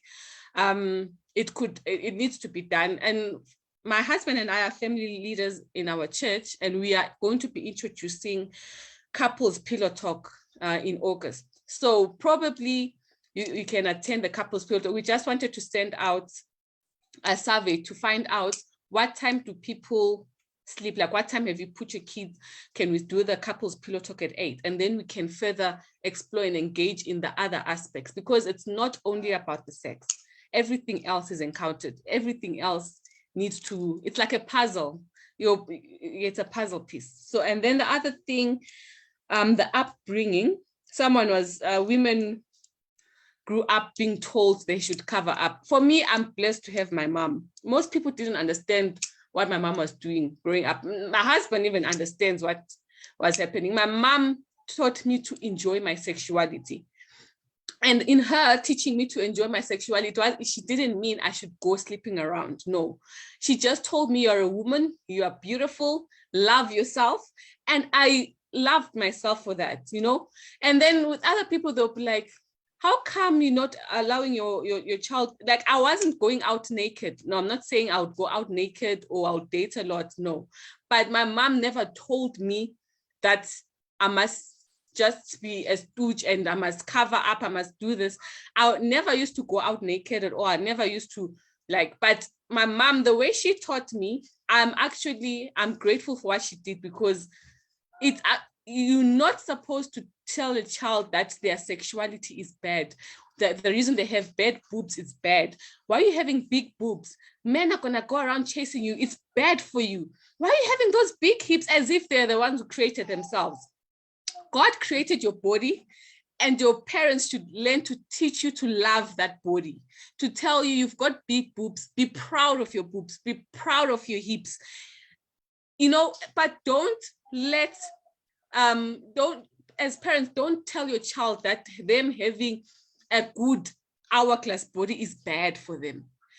I know you're trying to teach them to abstain. They should abstain, you know, but don't let them have that abstinence mind, because it's going to affect them when they're married. And people are going for counseling for that, because now they can't open up to their spouse. Or instead of going for counseling, they feel like the marriage setup is too holy for me to explore. They go and explore outside because they feel it's not within the Christian realm. So as much as we're telling our kids how bad sex before marriage is, tell them how good it is after they get married. It's also important. So the upbringing of a child, of a girl child and a boy child, it's very important. Another thing of men who brag and say they are gurus and all that, I think part of that reason is women who keep faking it in marriage and faking orgasms, and then the men gets all up. That's why it's time that women should stop faking orgasms. If you're one woman who's faking orgasms, please start talking to your spouse and make sure you guys, it's not one-sided. I think it's Maria who, I think you got into my presentation halfway, because in the beginning I spoke about that marriage. It's not about the woman pleasing the husband. No. Marriage and sex, it's about the husband pleasing the wife, exploring the whole body, the wife pleasing the husband, exploring the whole body. It's not about the bicycle principle where the husband just rides it and it's done. It's about exploring one another. So I don't know if Maria, you were there when I started the presentation. I did answer your question earlier on. It's not one-sided. So that also has to, most bridal showers, that's what they teach. It should stop. It really should stop. It's not about a woman pleasing the husband. It goes both ways. It really should stop. And then another, she also asked about the brain, something about the brain. I just wrote brain, I forgot what it was about. Oh, and then Andrew asked if you're attracted to the lady, but not physically, only the character. I feel physical should also be part. You're going to spend the rest of your life with this lady. If you're just attracted to their character, just be friends with them. Just be friends. Because why would you want to sleep with someone you're not physically attracted with the rest of your life? That's what I will just say. And then Ta also mentioned about nudes. The issue about nudes, you can send it to your spouse, but the issue it's when it gets leaked by mistake. Maybe the phone gets hacked and then your nudes are out there for everyone to see. So I don't know how that can be tackled. That's my fear. But you can actually maybe do chats, in a sexy way over the phone to say, oh, my love, tonight and what, just you can spice it up with words. For me, the nudes, I feel like they can leak, but your chats, it's fine. You can just, have those nice chats and then you look forward to it. And Maria was right, it's all in the brain. Now I remember it's all in the brain. You don't just sleep with the person, it starts with the brain. Hence I mentioned about Songs of Solomon, where he complimented the wife and the wife complimented him. Sex for women, if your mind is not right, even for men, if the finances are not right, it can easily be a big turn off. So there are factors which I mentioned in the beginning that actually challenge the sex outcome to even happen. So those things are there and they do happen. I don't know if I managed to answer all of them. Yeah. I think you did. Thank you so much, Asheligh, for that one. We keep continuing with the conversation, all to do about sex ideas, just in case you joined us and you want to know what's going on. Asheligh, prepare yourself to answer this question. So somebody says, where is it? What should we do if your wife says she is tired while you're horny? What should we do? I think that's a man. If your wife says, no, not today, tired while you are horny. All right. You know why this is such an important question, Ash? Last week, 2:30 conversation. In one of the live audience comments and some of the things that are flying through Zoom was the idea that when men or women are deprived of sex by their partners, some have resorted to masturbation. It's okay, so you want to give me, and some were saying to the point that masturbation is more preferable, masturbation and pornography is more preferable than having your wife. Because that's a world of unrealistic things and so many choices that you may have. When a wife says no, when a husband says I don't want, and all that. And can we also demystify situations where we're saying a man can't say no? Because it's aroused. And this is where my argument is, as I give to Boyce and Blue. If a man is raped, he can ejaculate. a man is raped by women, he will ejaculate. Does it mean he enjoyed it? Does ejaculation equate to orgasm? And this is where maybe it gets lost in the narration that, well, you ejaculated, so it means you enjoy me. Does it follow through? Because I can ejaculate through in rape, proper rape. I can have a hard-on in rape and ejaculate. So let's talk about those kind of things, and let's not have fear. It's a good thing I'm the host today, so I fear not. Let's give it up to Boyce. Let's go ahead right there. Boyce, my man, take it up.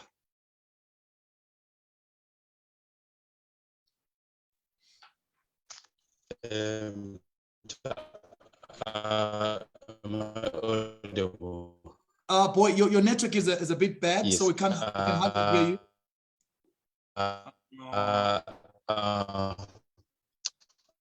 Thank you for the presentation. Boyce, okay, Boyce, let's do this. Your network is not too good. Can't hear me. Oh my word, I'm not winning with Boyce. Okay, his network is not good. Let me try him again. But in the meantime, can I give to Lou? Lou, go ahead. And then I'm trying to get to Boyce and help him out on that one. Lou, go ahead. Sure, can you hear me? Sure, boy. Can you hear me? Loud and clear. Okay, is Boyce back? No, he's not. Go ahead. Okay, all right. Okay, so first of all, thank you, Asheligh, for the interesting topic and for how you delivered it. Nice. I love it. Love it, love it, love it. I think I probably have only 2 things to talk about. So the first being the one that Unos mentioned earlier, and there seemed to be sort of like a misunderstanding. And I think we have to appreciate the way that we have been raised in the Black culture, especially women. You know, there has been a lot of discouragement. It is not nice, even to this day, to meet a woman who knows too much of sex, right? Because of the way that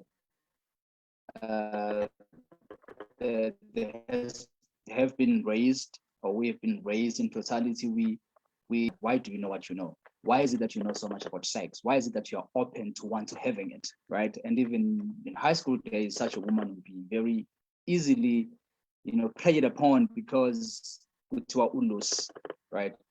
But as we grow older, we realize that there's nothing to be shameful about when it comes to sex. So when girls were growing up, there was indeed a way of shaming them for their sexuality and for their body in such a way that they would feel like, okay, I'm not even supposed to be thinking about it. And I think that destroys the mentality, as Sister Asheligh has said already, that there are people currently going to therapy because they cannot open up sexually. And this is a very important aspect of life. Sex is very important.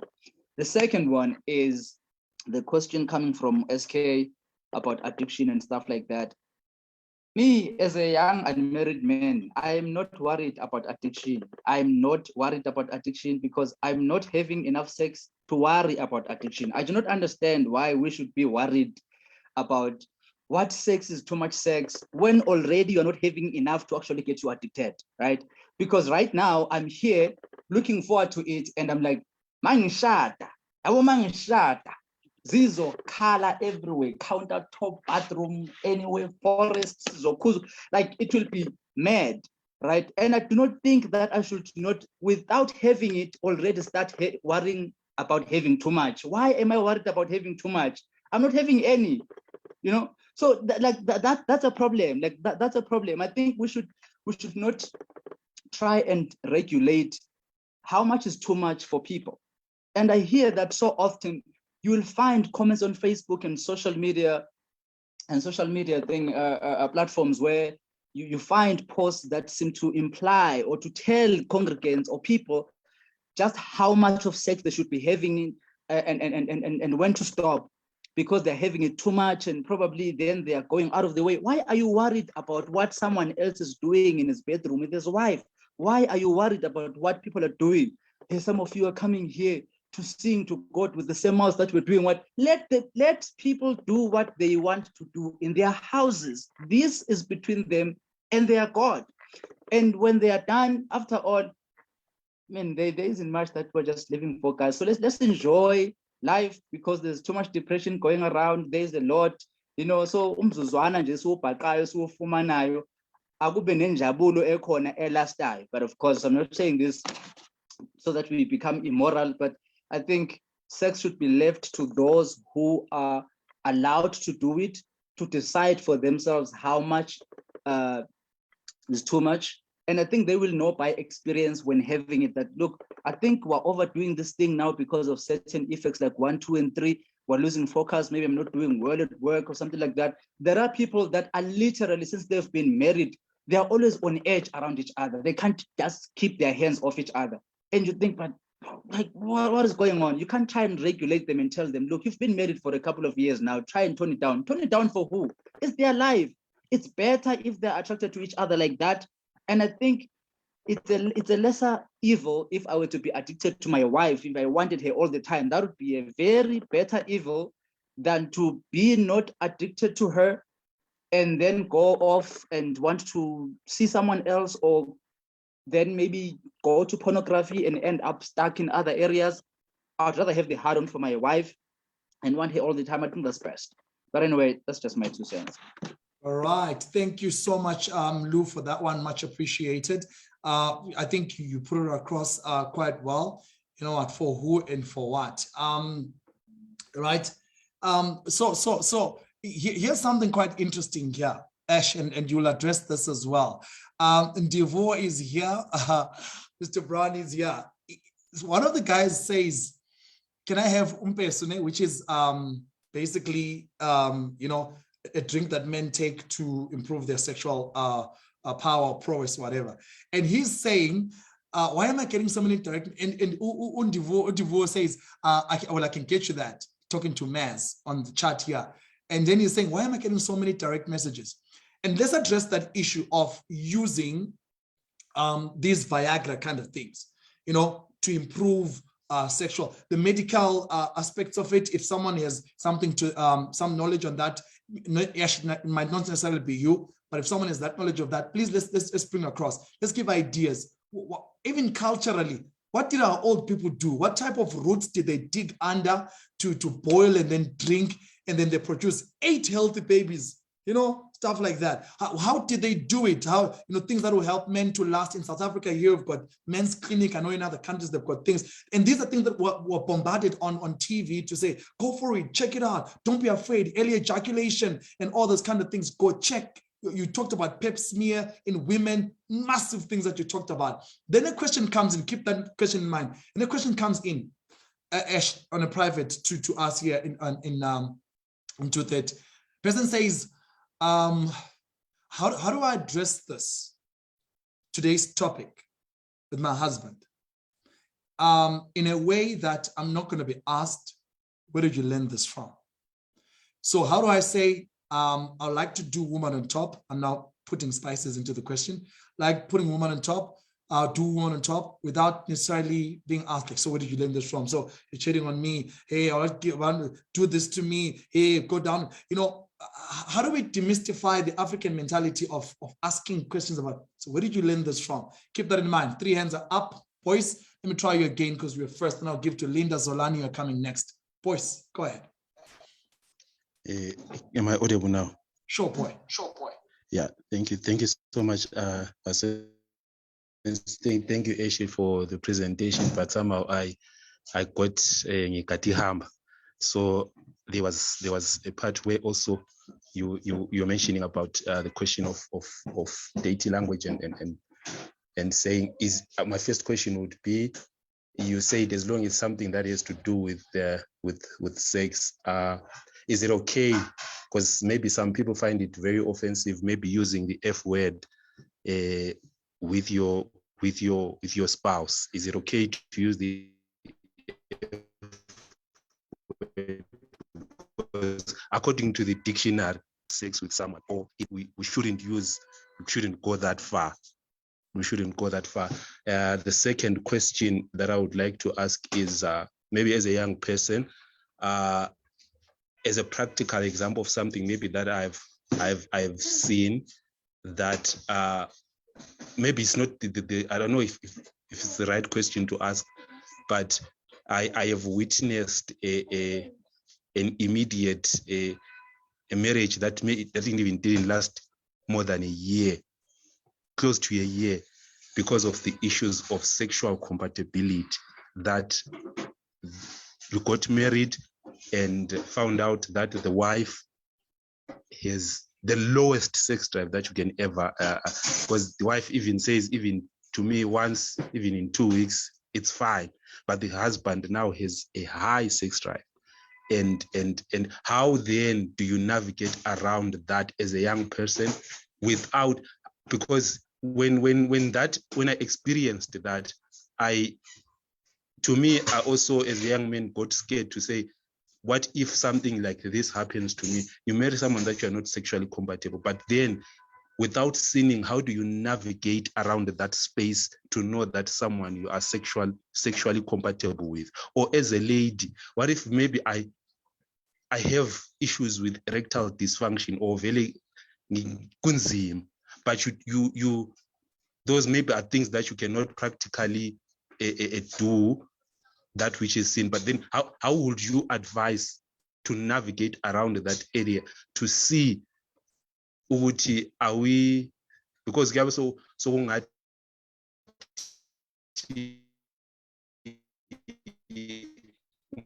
umuntu uyabusumhlupha, you end up safe because someone is not there. So those are my two questions. Sorry, I don't know if you would have addressed them earlier, but it gave birth because and the other question was, sorry, you had said there are 8,000 nerve thinking in a woman's.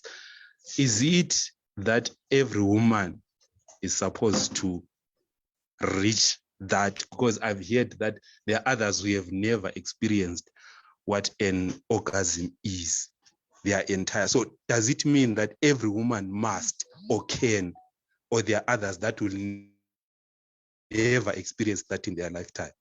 Thank you. All right, thank you so much, boys, for that one. Ash, note those questions, and then maybe let me give to Ulinda. Then you will address the questions because I want us to have too much of a lag time. Then Zolani will come in after I've addressed, if that's fine. Or maybe let me give the two hands. It's fine. Let me give the two hands, and then you will come through after that. So those are the questions of voice. Did you get all of them, Ash? The question of language. Should I use the F word, or should I be more polite? Like it's nice, it's good, I feel it. Thank you so much. What words can someone use during sex? All right, Linda, go ahead. Hi, good afternoon, guys. Me right? We're good. Okay, I had a comment, but just as a passerby, because I just wanted probably to address something that Uskombuzo was asking, and Umlu responded by saying it's a lesser evil to be addicted to your wife. This is up for debate, but it's not really. Because as a Christian, our boundaries are not blurred just because you're married. I think those of us that are married on this platform can agree on the fact that even as you are married, there are healthy boundaries that you are supposed to keep Wena and your husband, which is something that I think host highlighted, the fact that when you have a mutual agreement to abstain for the reason of prayer, right? Or any other really, for as long as there is mutual agreement to say, next week I am inoculating about 8,000 cattle. I'm just going to come back tired from work. The level of tiredness that I will have, I just might not be able to come to the party, And when we sit down and we agree with my husband, that's all good, because the whole point is to sit down and agree, right? Addiction is a bad thing, whether you are addicted to a person you are married to or not. Because once you have an addiction, it means you have no control, right?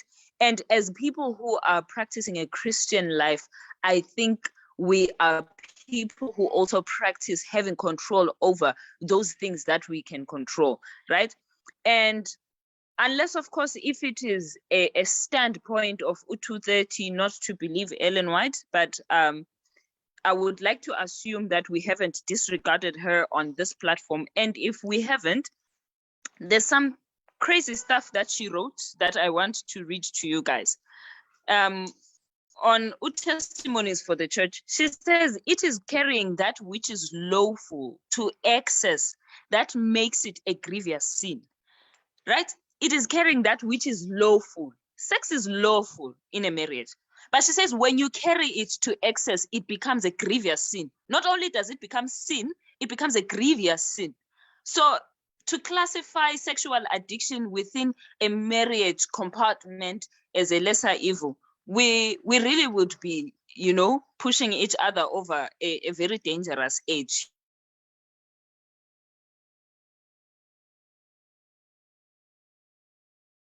I'm not so sure what happened to Linda. Are you still there? Okay, I really can't get through to her. Who is that? Oh. Linda? Oh, okay. Let me try and unmute you again. I think she was in the middle of something. Go ahead. I'm trying to unmute you. Okay. Aye. Yeah. Can you hear me now? Yeah.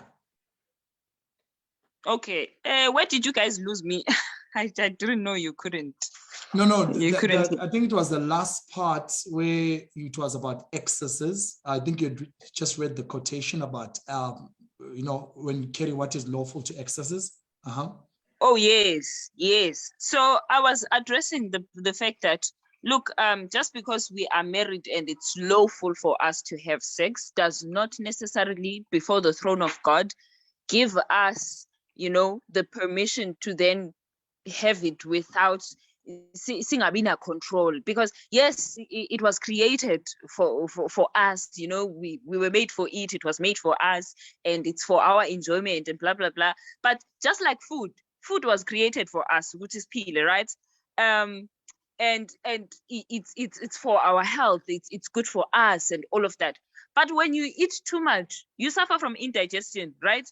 And in as much as you can be vegan and you know how to cook, but the fact still remains, when you eat too much food, you are going to get indigestion, right? And there's a whole lot of stuff that I wanted to read, but hey, my phone is acting up on me. Oh yeah, this one. She says here, so miserable has an existence is entailed upon a large class that death would be preferable to life. And many who do die prematurely, their lives are sacrificed in the inglorious work of excessive indulgence of the animal passions, also known as having sex. Yet because they are married, they think they do not commit sin. So I think that's the point I wanted to bring. As we listened to this lesson, the host was bringing it in context with also doing it godly, because we qualified this lesson, right, as we titled it. We said what? Christian sexual ideas. And so for me, in everything that we do, it also has to be laced with the fact that, are we doing it within the healthy boundaries that God has given us? But anyway, being a caller for me. My comment was really on the fact that someone is saying how much is too much. Hi guys, come on. But anyway, that's not for me. My comment was on the fact that, you know, host presented such a beautiful lesson, guys. I don't know whether it was, you know, it was me alone who felt like the lesson was so on point, so clearly put together. But one thing that I really realized is the fact that God loves us. You know, you look at the beauty of everything, the intimacy that he wants us to have, the fact that he wants us to have, you know, the ability as umta, you know, the day you get married, to sit there in confidence and smile and look at your beautiful wife and say, I am the only person that knows this girl the way I do, right?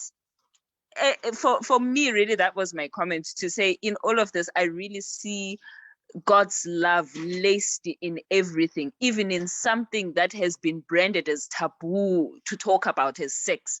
God loves us, even in giving us the beauty of sex in marriage. That was my comment.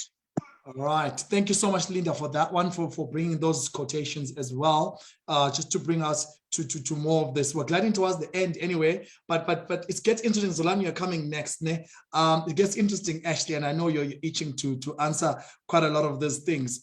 So Arthur says on the comments, because I got to read the comments as well. Arthur says to Umlu, and I think the comments also on Facebook are quite fiery, all that. One of the comments on Facebook, actually, Letitia was saying, she wouldn't advise anyone to marry someone with a good character that they're not attracted to, because you will resent your good character, for lack of a better word, wife during sex. Sex is a big thing, and you need to be able to enjoy it. And then again, the question has been asked, so how much sex is too much sex? Is as good as saying how much food is too much food. I haven't eaten the whole day, Ashley. I haven't the whole day, and I'm still feeling okay, right? Someone else right now who at this time has not eaten the whole day will not feel like me. So how much food is too much food? Think about it. Can we quantify it and from where? From where? When you say it's an excess, what do you mean? These are questions that are asked, and I think as a host, I'm bringing them up to the audience. These are questions that are asked, well, how much sex is too much sex? Arthur then says to Mlu, sex is not like pornography. You know, as a man, sex is greater in anticipation than in reality. In reality, it's very disappointing. It could be. But why can't sex be better than pornography? At what point are we putting our standard for sexual intercourse as pornography being the best? Why can't it be better than all of that? Why are we afraid of exploring our bodies? That's the point. Yo, Zolan, take us through, my man. Zolan, then Ash coming in to answer that. Yeah, no, thanks a lot, man. Thanks a lot. I just want to think, Kuba, the word addiction in this case was used in a wrong perspective. I think it was not the right word, because the truth is we cannot be able to explain the more of it or the less of it. Yeah, one. And then the issue of temperance in sexual activities is very much important. I think we need to talk about it. Tukuba, when she says she's tired, bruh, she's tired. You need to be temperate as a partner. You must be able to understand.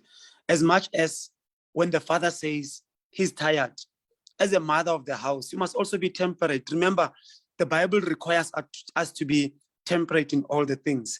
And the other thing is these group discussions that we attend as individuals, but yet married, and want to bring what has been said in those discussions into our families. That thing is a danger. It's wrong. Remember, marriage life, sexual life does not have a manual. It's not a soccer where you say you play 4-4-2 and then you know you'll be able to win. Each and every family has got its own way of doing things, its own unique way of doing things. It's so unfortunate that in these days, we watch a lot of movies that actually affects our lifestyle in our marriages. Social media affects our relationship style, our sexual activities, and all those things.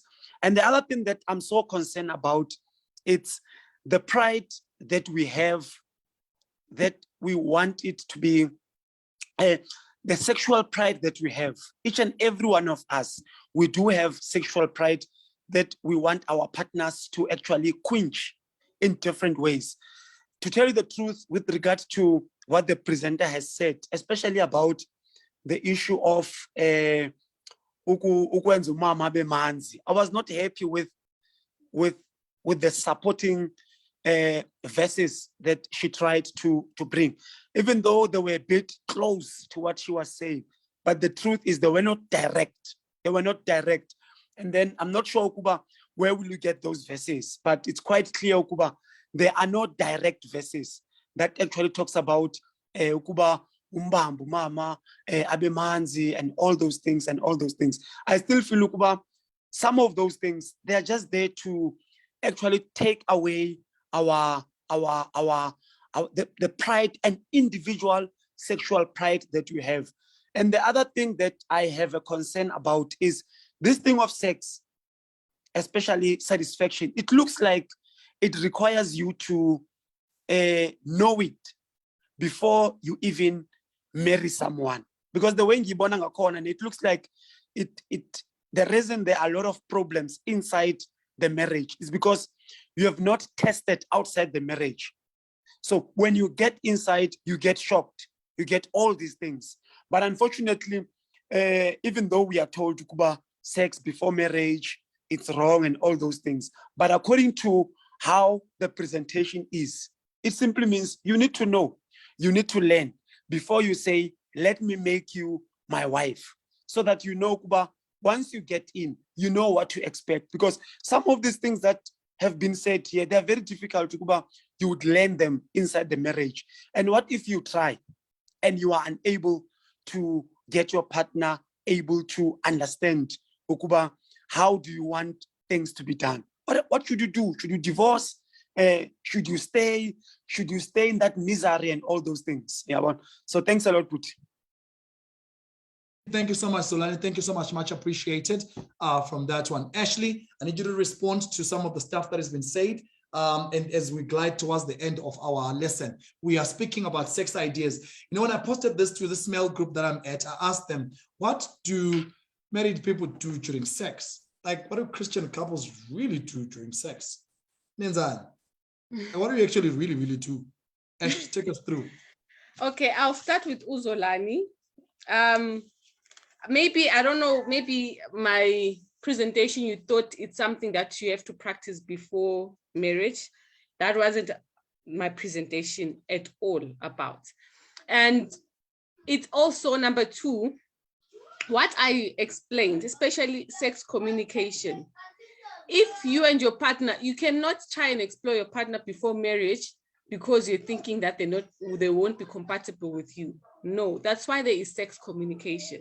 When you are married with your partner, you explore one another in marriage and then you talk. That's why I said the first times you might put it once a week, but maybe in the first month it can be even almost every day, but you can do it once a week where you talk about the things that you didn't like.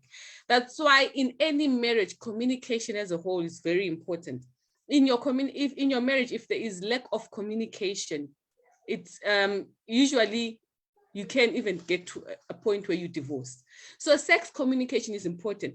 So if you're saying the things I mentioned are things that you have to explore before marriage, it's not at all about that. You have to explore with your partner when you're married and talk about it. It's like a car engine.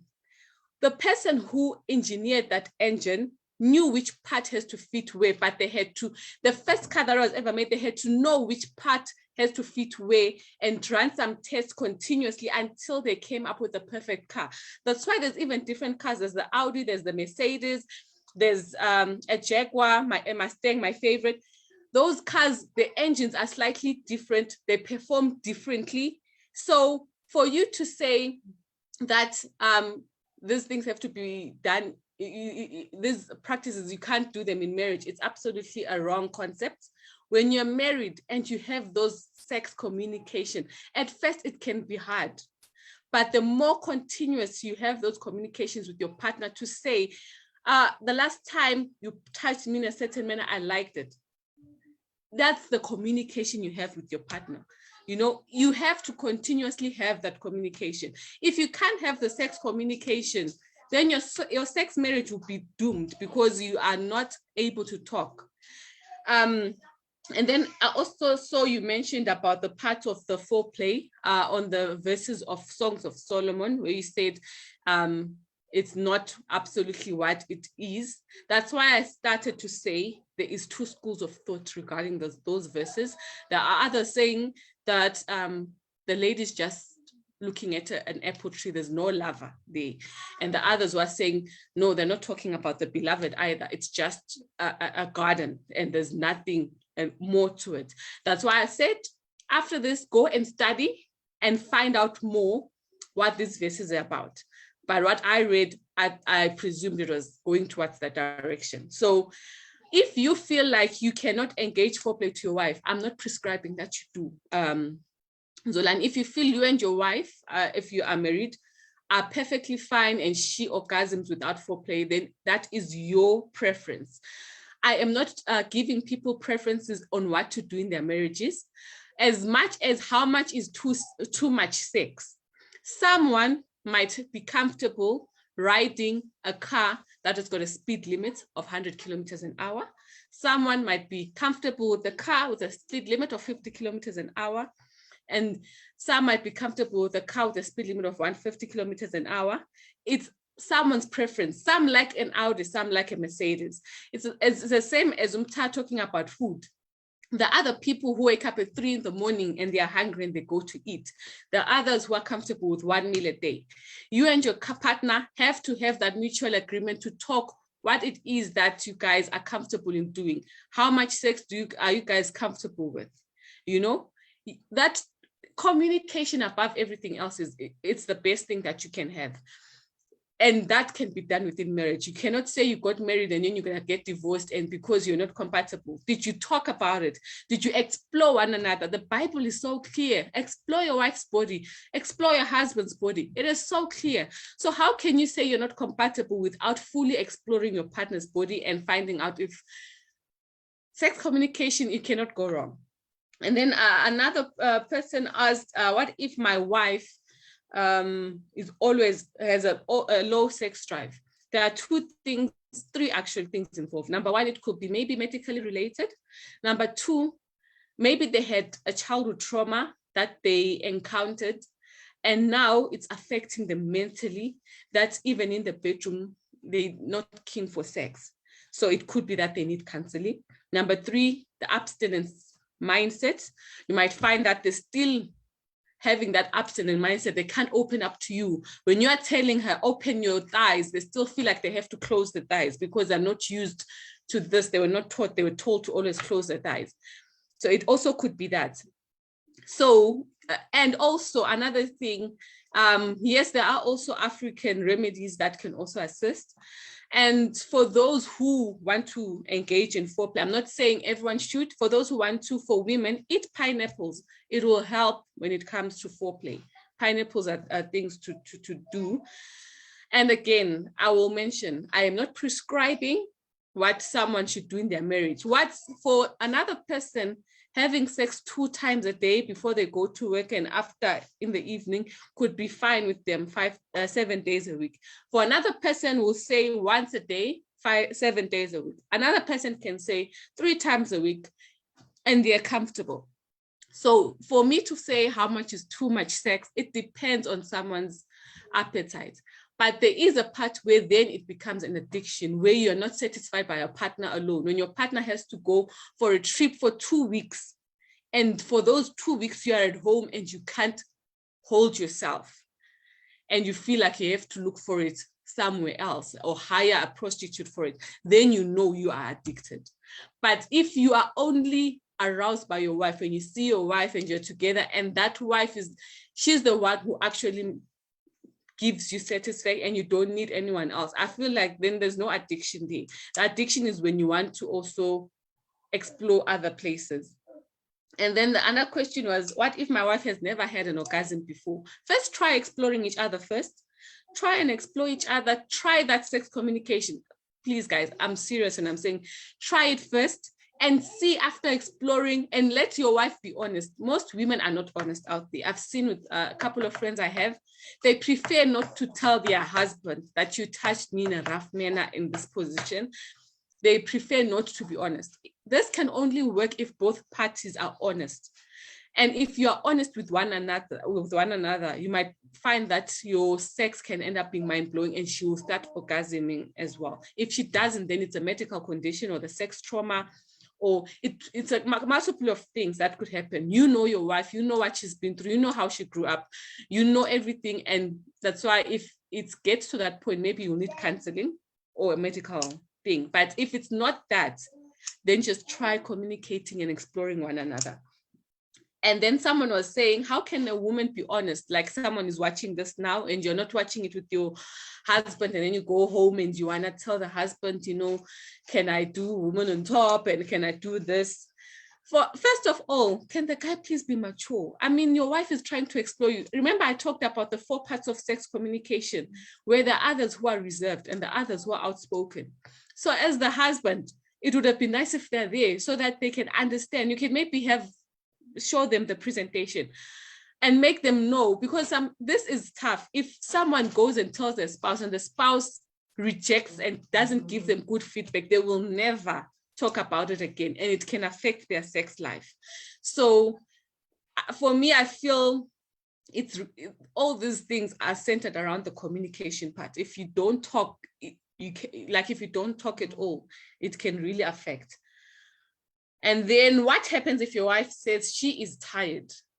Number one, we live in a current society where both men and women work. So as a man, are you helping your wife around with the chores at home? Or are you expecting her to come back from work, to wash the dishes, to take the kids to bed, to do all those things, and then she has to also have the energy to service you in bed? So what I'm saying is, we're living in a current society. For me and my husband, we told each other we're a team. When we get home, he also, if I cook, he does the dishes because our kids are quite small. And then he takes, I've got 2 kids. He takes the other child to bed. I take the other one to bed. We share responsibilities. That way, it's easier for you guys to engage later. But if every burden is on top of the wife and you're going to sit there and expect to be served food, to do everything, and you expect the person to also be energetic in bed, then it can't work. You have to, that's why I said this topic is much bigger than it is. There's a whole lot of things that influence the sex aspect. And as much as I tried to summarize it, I didn't summarize everything. There's a lot of things that needs to be said. And then, what other question? What should we do if, I was writing it down and then I didn't finish. Count prac 4, yeah, I think that's it, yeah. If there's a question I didn't answer, you can write it on the comment section. All right, thank you so much, Ash. Let me give the last 2 hands. I mean, you know what? In the near future, maybe we may need to have a more concise, more time on this. But I think you've done such justice to the topic. We keep talking more and more about sex, about ideas of sex, and I think you've spoken also about the health aspect. You take pineapples. I asked also on the group, yeah. Watermelon, I hear that. Somebody said a good exercise, drinking water. You've spoken about if your wife is tired, if your husband is tired, sharing of responsibilities in the house. Ngobi says, if you listen to your wife all the time, you have sex twice a year. Right? So if she's always says gonna be tired, you're gonna have sex twice a year. All right, that's a typical black man right there. So let's pull through on all that. I think to direct again the conversation for what it is. I think what's happening on the chat and everything else, even elsewhere, is we cannot be talking about governing sex instead of talking about the actual sex. We're talking about putting the robots and the speed traps and the speed limits when there's no car to begin with. Can the car just move? For starters, can we have a conversation about how to make the car move and how to make it move faster? Then maybe when the car is moving faster than what we anticipated, we can start putting on humps and robots and stop signs and all that. We cannot be speaking about stop signs before we even think about buying a car. Let's deal with the car first to begin with on all that. Somebody says, Zoran says you must eat berries and watermelons. Okay, berries, I think, yeah, maybe blackberries. The darker the berry, the sweeter the juice. A friend of mine would say that. All right, so let's have that from there on. Can I have SK coming through? But I want to read comments from Facebook that came through. Bulelo says the presentation was really great indeed, right? And then Belinda says, for those of us who joined late, can we have access to the recording? Yes, you may, Belinda. And I want to make sure that this is clear to everyone. Every single one of these conversations, it's on Facebook right now. So using the Facebook link, you can always watch it later. But by tomorrow, we would have uploaded this uploaded this on our YouTube page, which is 230 Conversations SDA. 230 Conversations SDA. I'll send the link on both Facebook and Zoom right now. And then you can watch also many different types of presentations that we've had before. Asheligh will send me the presentation. She's willing to do that. And I see some of you guys have sent me messages on my phone to say, okay, listen, can you please have the presentation? It's fine. As soon as I get it, I'll send it to you straight up. But otherwise, I think we're getting to the end of our lesson presentation, and people are getting ready for different lingerie tonight, matching lingerie, good sex, berries and strawberries and watermelons, all that. SK, take us through, man. And then Van Heiden, you close it up. Go ahead. Hola. Sure, boy. Hey, your energy today, in fact. Hey, I had a good week. I had a very good week. Very productive. Yeah. Sure. Now, hey, I want to emphasize to the married, ne? Once ningaqala ukuba with unnecessary arguments, shonane kamereni. One of you is sexually frustrated. Once that happens, small thing naphikisana shonan ko. That will help you. And also, if you don't sleep because of stress, try to give an orgasm or try to give your husband good sex, and you will have good sleep. Thank you. All right, thank you so much. Well, this man is so energetic today. We love it, we love it. But Aaron, take us through. So he says good sex will get you to sleep. Also, I think you talked about that, health benefits of sex, stress, flus and colds. Oh my word, imagine if Corona could be finished by sex. Would be really serious. Would be really serious. Let's have Van Heiden. Take us through. Okay, yeah. I like to just piggyback on what Asheligh said, Uguti guys. I think sometimes I was like this also when I was not married. I also used to have all these fantasies about sex, you know, and then the reality is slightly different from the imagination. And what I've learned over the years, sex is more than just mechanical. I always say this and I'll say it again. So if your wife or your husband is always tired, there's something wrong, like what Asheligh said, either medically or there's something not right in the relationship itself. So if you are a rude person, you're always shouting at your husband, scolding him, or the husband is always scolding the wife, you're always fighting. If you're not gelling well outside of the bedroom, you're not going to gel in the bedroom. It doesn't work, guys. If you're not gelling outside in terms of all aspects of your life, whether it's raising the kids, how to deal with your in-laws, your parents, whether you're not gelling about other issues, social issues, etc., trust me, it's not going to work in the bedroom. For things to be fire in the bedroom, it must be fire everywhere else. So you are kind, you speak well of your partner, you speak well to them, you encourage them, and as Asheligh said, you help them. So I think we need to start moving away, because some people really believe that their spouses are machines. So my spouse must be, they must wash the clothes, iron the clothes, cook the dinner, wash the floors, and then you don't do anything to assist. Male or female. If you are a lady in Mhlambe, you are not working, and then your husband gets home, the house is upside down, the kids are not washed, they're not bathed. Now you're dirty, everything is dirty. It just does not work. So if you guys are not gelling in all other areas of your marriage, you will not gel in the bedroom. It does not happen. And like Umfundis, I forgot his name from a couple of weeks ago. Sex usually, it starts in the mind. So already if your wife is unhappy in the mind, she's stressed, she's thinking about kids, they're not dressed, they're whatever, school fees. And if the husband also is stressed, he's thinking it just won't work. So for you to have good sex, you actually need a good relationship. And I think that is where people are missing it. And a lot of the things that we talk about, social media and media has got a very unrealistic picture of how relationships work. Guys, relationships take time. They take the time to build, to understand your person, what turns them on, what turns them off, what makes them happy, what makes them sad, right? And all of those things are part and parcel of the relationship. So you can't want to have good sex, but you're not willing to hold your partner's hand when they're down.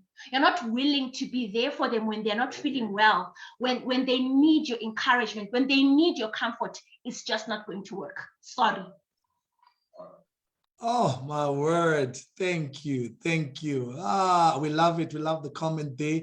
Ashley, prepare to give us your last deliverables. I want to make just an announcement or two as we end. So just prepare to give us your last word. I want to thank you so much for everyone that came through today. Zolani just put something through. Sex is just a beautiful thing. And can we just take it for what it is? Sex is just a beautiful thing. All right, a beautiful thing. And again, I think we speak from the abundance of our experience or lack thereof. There are some people who have found sex and marriage to be phenomenal and they love it. There are others who are doing it once a week, whatever works for you. Maybe if it's working for both of you, it's fine. But your experience is not prescriptive. That's the point. It's not standard. Your opinions, your thought processes are not canon based. They're not biblical. That's you, all right? And they're not prescriptive and they're not standard or principle as well. All right, let's keep going on. Lou, okay, Lou, you said you have a hand. Okay, fine. Let me give it to you and then I'll prepare the announcement, the last parts. Go ahead. Okay, let me save the best for last. Say my last remarks before the speaker. Can you hear me, Bob? Boy. All right. So, oh wow. It has been interesting. It has been interesting. I think, yeah. I think because of our different, I don't know, backgrounds and our different circumstances, both being married and unmarried, things are very different. I know married people would love to have us believe that without fail, things will become what they are. Things will change, and our reality will become more, shaped towards not wanting to have it. But I have a question because, like, for me, I'll never understand how that sex can be such a dominating, what do you call this, experience in our lives, and yet we always speak of wanting to have less of it, right? Are we sure that maybe our lack of having more of it is also not because of the fact that there are other areas, as Unozi has said, and we create standards because of our already reduced lack, because of other things, and therefore anything that is beyond that lack is viewed upon as, why, but are you having too much of it? You are addicted to it or something like that. Because honestly speaking, there's a lot of things that affect people. Some may be affected by the fact that health-wise, they are not okay. So their body will not be that much pumped up towards having sex. And therefore they will create a standard that is okay. This is okay. It becomes a problem if our preferences become standards and we start using these to rule and determine for other people as well what should be more or less. Now, even when we get to the spiritual prophecy, we'll be very honest to say, I'm yet to find one person who says, me, I agree with everything that is written in the spiritual prophecy. And by this, I'm not inspiring anyone to go and criticize and be skeptical about Ellen White.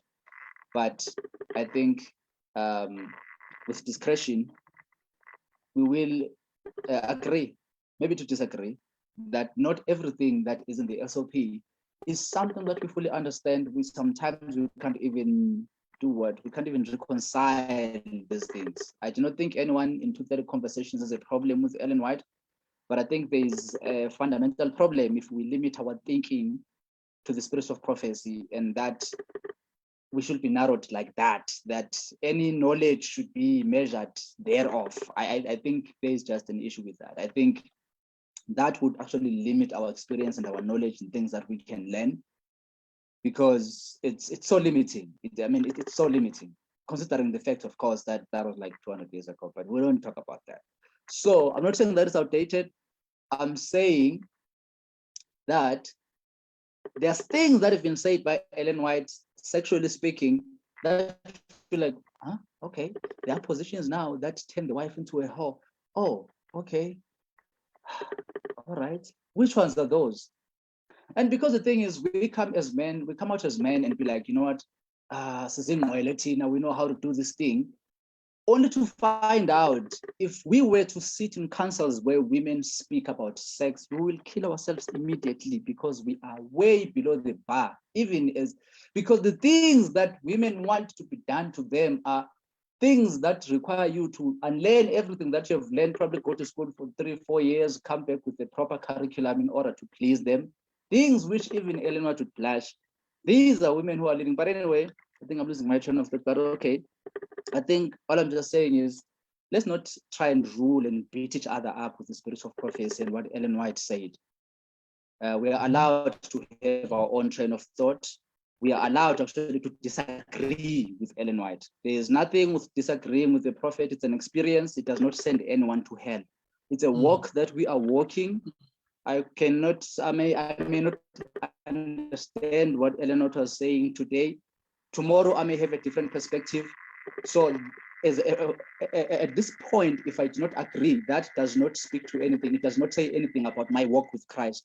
I'm not lost. I'm not a bad person. I can disagree with what she said, because after all, there are things in the Bible that we go with the Bible, and the Bible.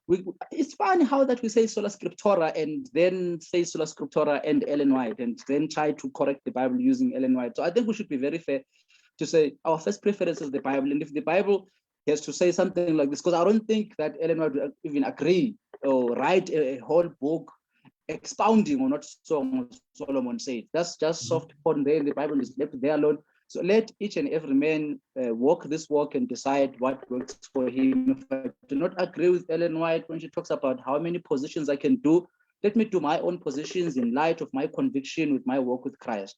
She is not the judgment. God is at the end. But anyway, that's my question. Thank you, Mlu. Thank you so much for that one. I think at the end of the day, we as 230 and also the Seventh-day Adventist Church, we are encouraging open sexual relationships with our partners, our married partners that we're married to. A healthy sexual life. The Bible, as you said, actually says, draw sustenance out of your own well, let her breast satisfy you. So tonight it has to go down. For most of you here, we've learned about sex. Serious things must happen tonight. If you're married, and do your thing, man, and do your thing, woman. Enjoy each other's company. For something that doesn't last forever, we're doing less of it, if you ask me. All right, so let me give the announcements very quickly. Asheligh, give us your last remarks after the announcements are done. So there are people that came in today. Let me just do this. For the first time, thank you for coming in, whether you're invited by your friends. There are guys from Canada here. A friend of mine says, I invited a group of guys from Canada. Thank you so much for coming. Guys from Zimbabwe are here, from South Africa. That's the local cuisine. Thank you so much from the UK, from Jamaica, from everywhere. We really appreciate what you guys have done by coming through. This platform would not be what it is without you people. And thank you for sharing the link. I know sex is such a topic that brings quite a lot of people, but as 230, we're not all about sex. If you check our YouTube channel, we cover all aspects of life, and we're grateful to God and the sponsorship from the Northern Conference that's keeping this platform running. So these are the announcements as we wait for Asheligh to give her closing remarks. After the closing remarks, she will pray.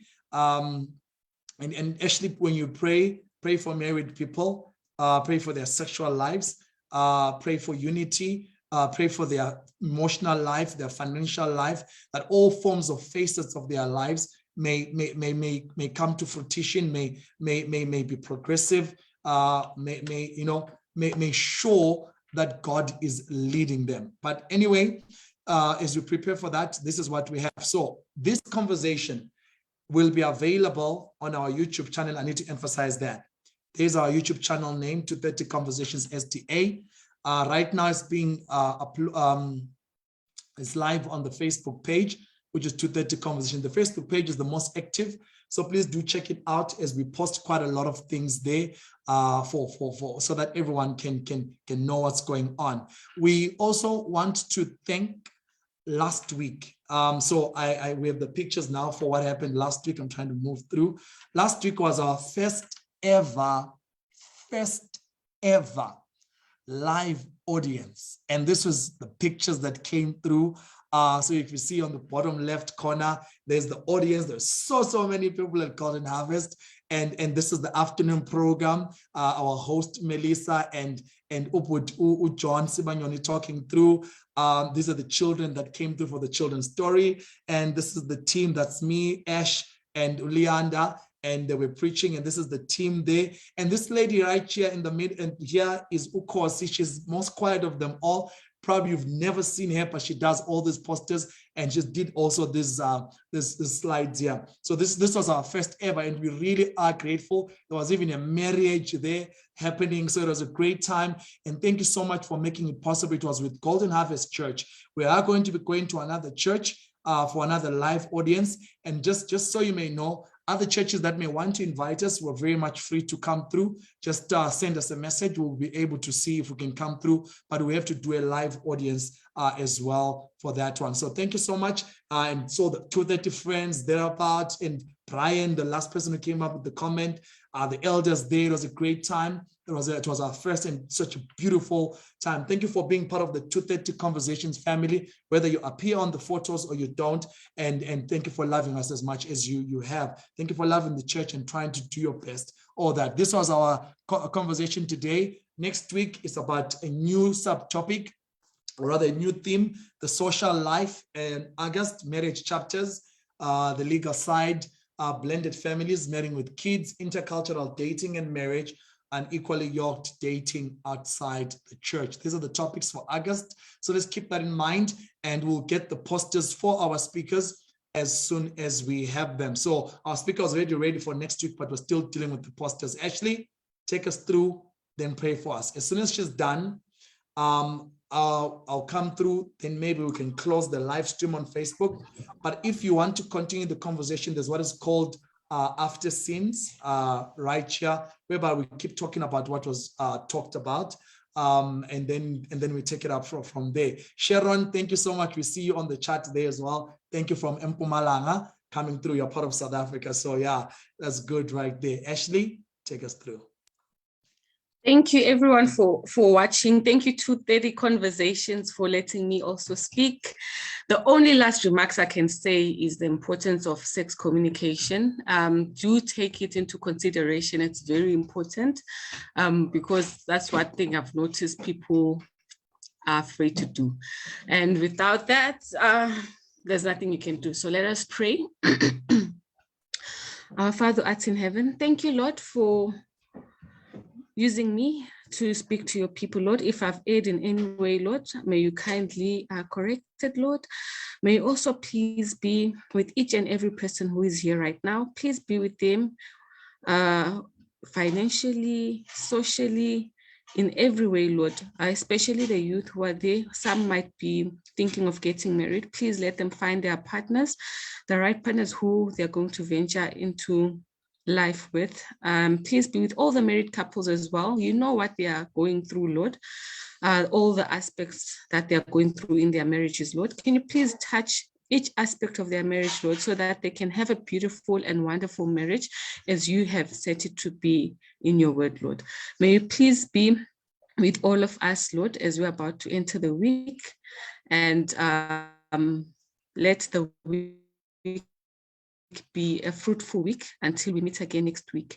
And above all else, let all the married couples as well, Lord, learn to explore one another, as you have mentioned in your word. We thank you, Lord, for everything that you keep doing for us and for what you will always be doing for us. We pray in the name of Jesus Christ. Amen. Amen. Amen. Thank you so much, Asheligh. You know what? We never give credit to people that come through. We always wait until people are dead to give them flowers. Thank you. You're phenomenal. All right. And trust me, I mean every word of it. You're phenomenal. Thank you to your husband. Is it close so that people can see that you're properly married? Show your face. Show your face. Yeah. That's the husband. Thank you so much. Thank you for borrowing us your wife for the time that she was presenting. Thank you for always being there for her and for showing that marriage indeed is a beautiful, beautiful thing. Everybody else who came to the platform, God bless you. I'm going to stop the live stream now on Facebook. But before I do that, I'm going to send a link of the Zoom in case you want to come for the after scenes, whereby we keep talking about this, but in a more casual manner, whereby all of you are unmuted and all. I've sent the link right there. You can always check it out. I'm about to stop the live stream on Facebook. I need to emphasize again, you will find this presentation on our YouTube page, probably by tomorrow, latest Monday, so that at least everyone can get to learn, and share the link around. The link that you use to come into 2:30 doesn't change for Zoom, doesn't change for Facebook. So share it. It's always the same thing every single week. So please share it around, and may God bless you. I'm stopping the live stream right now.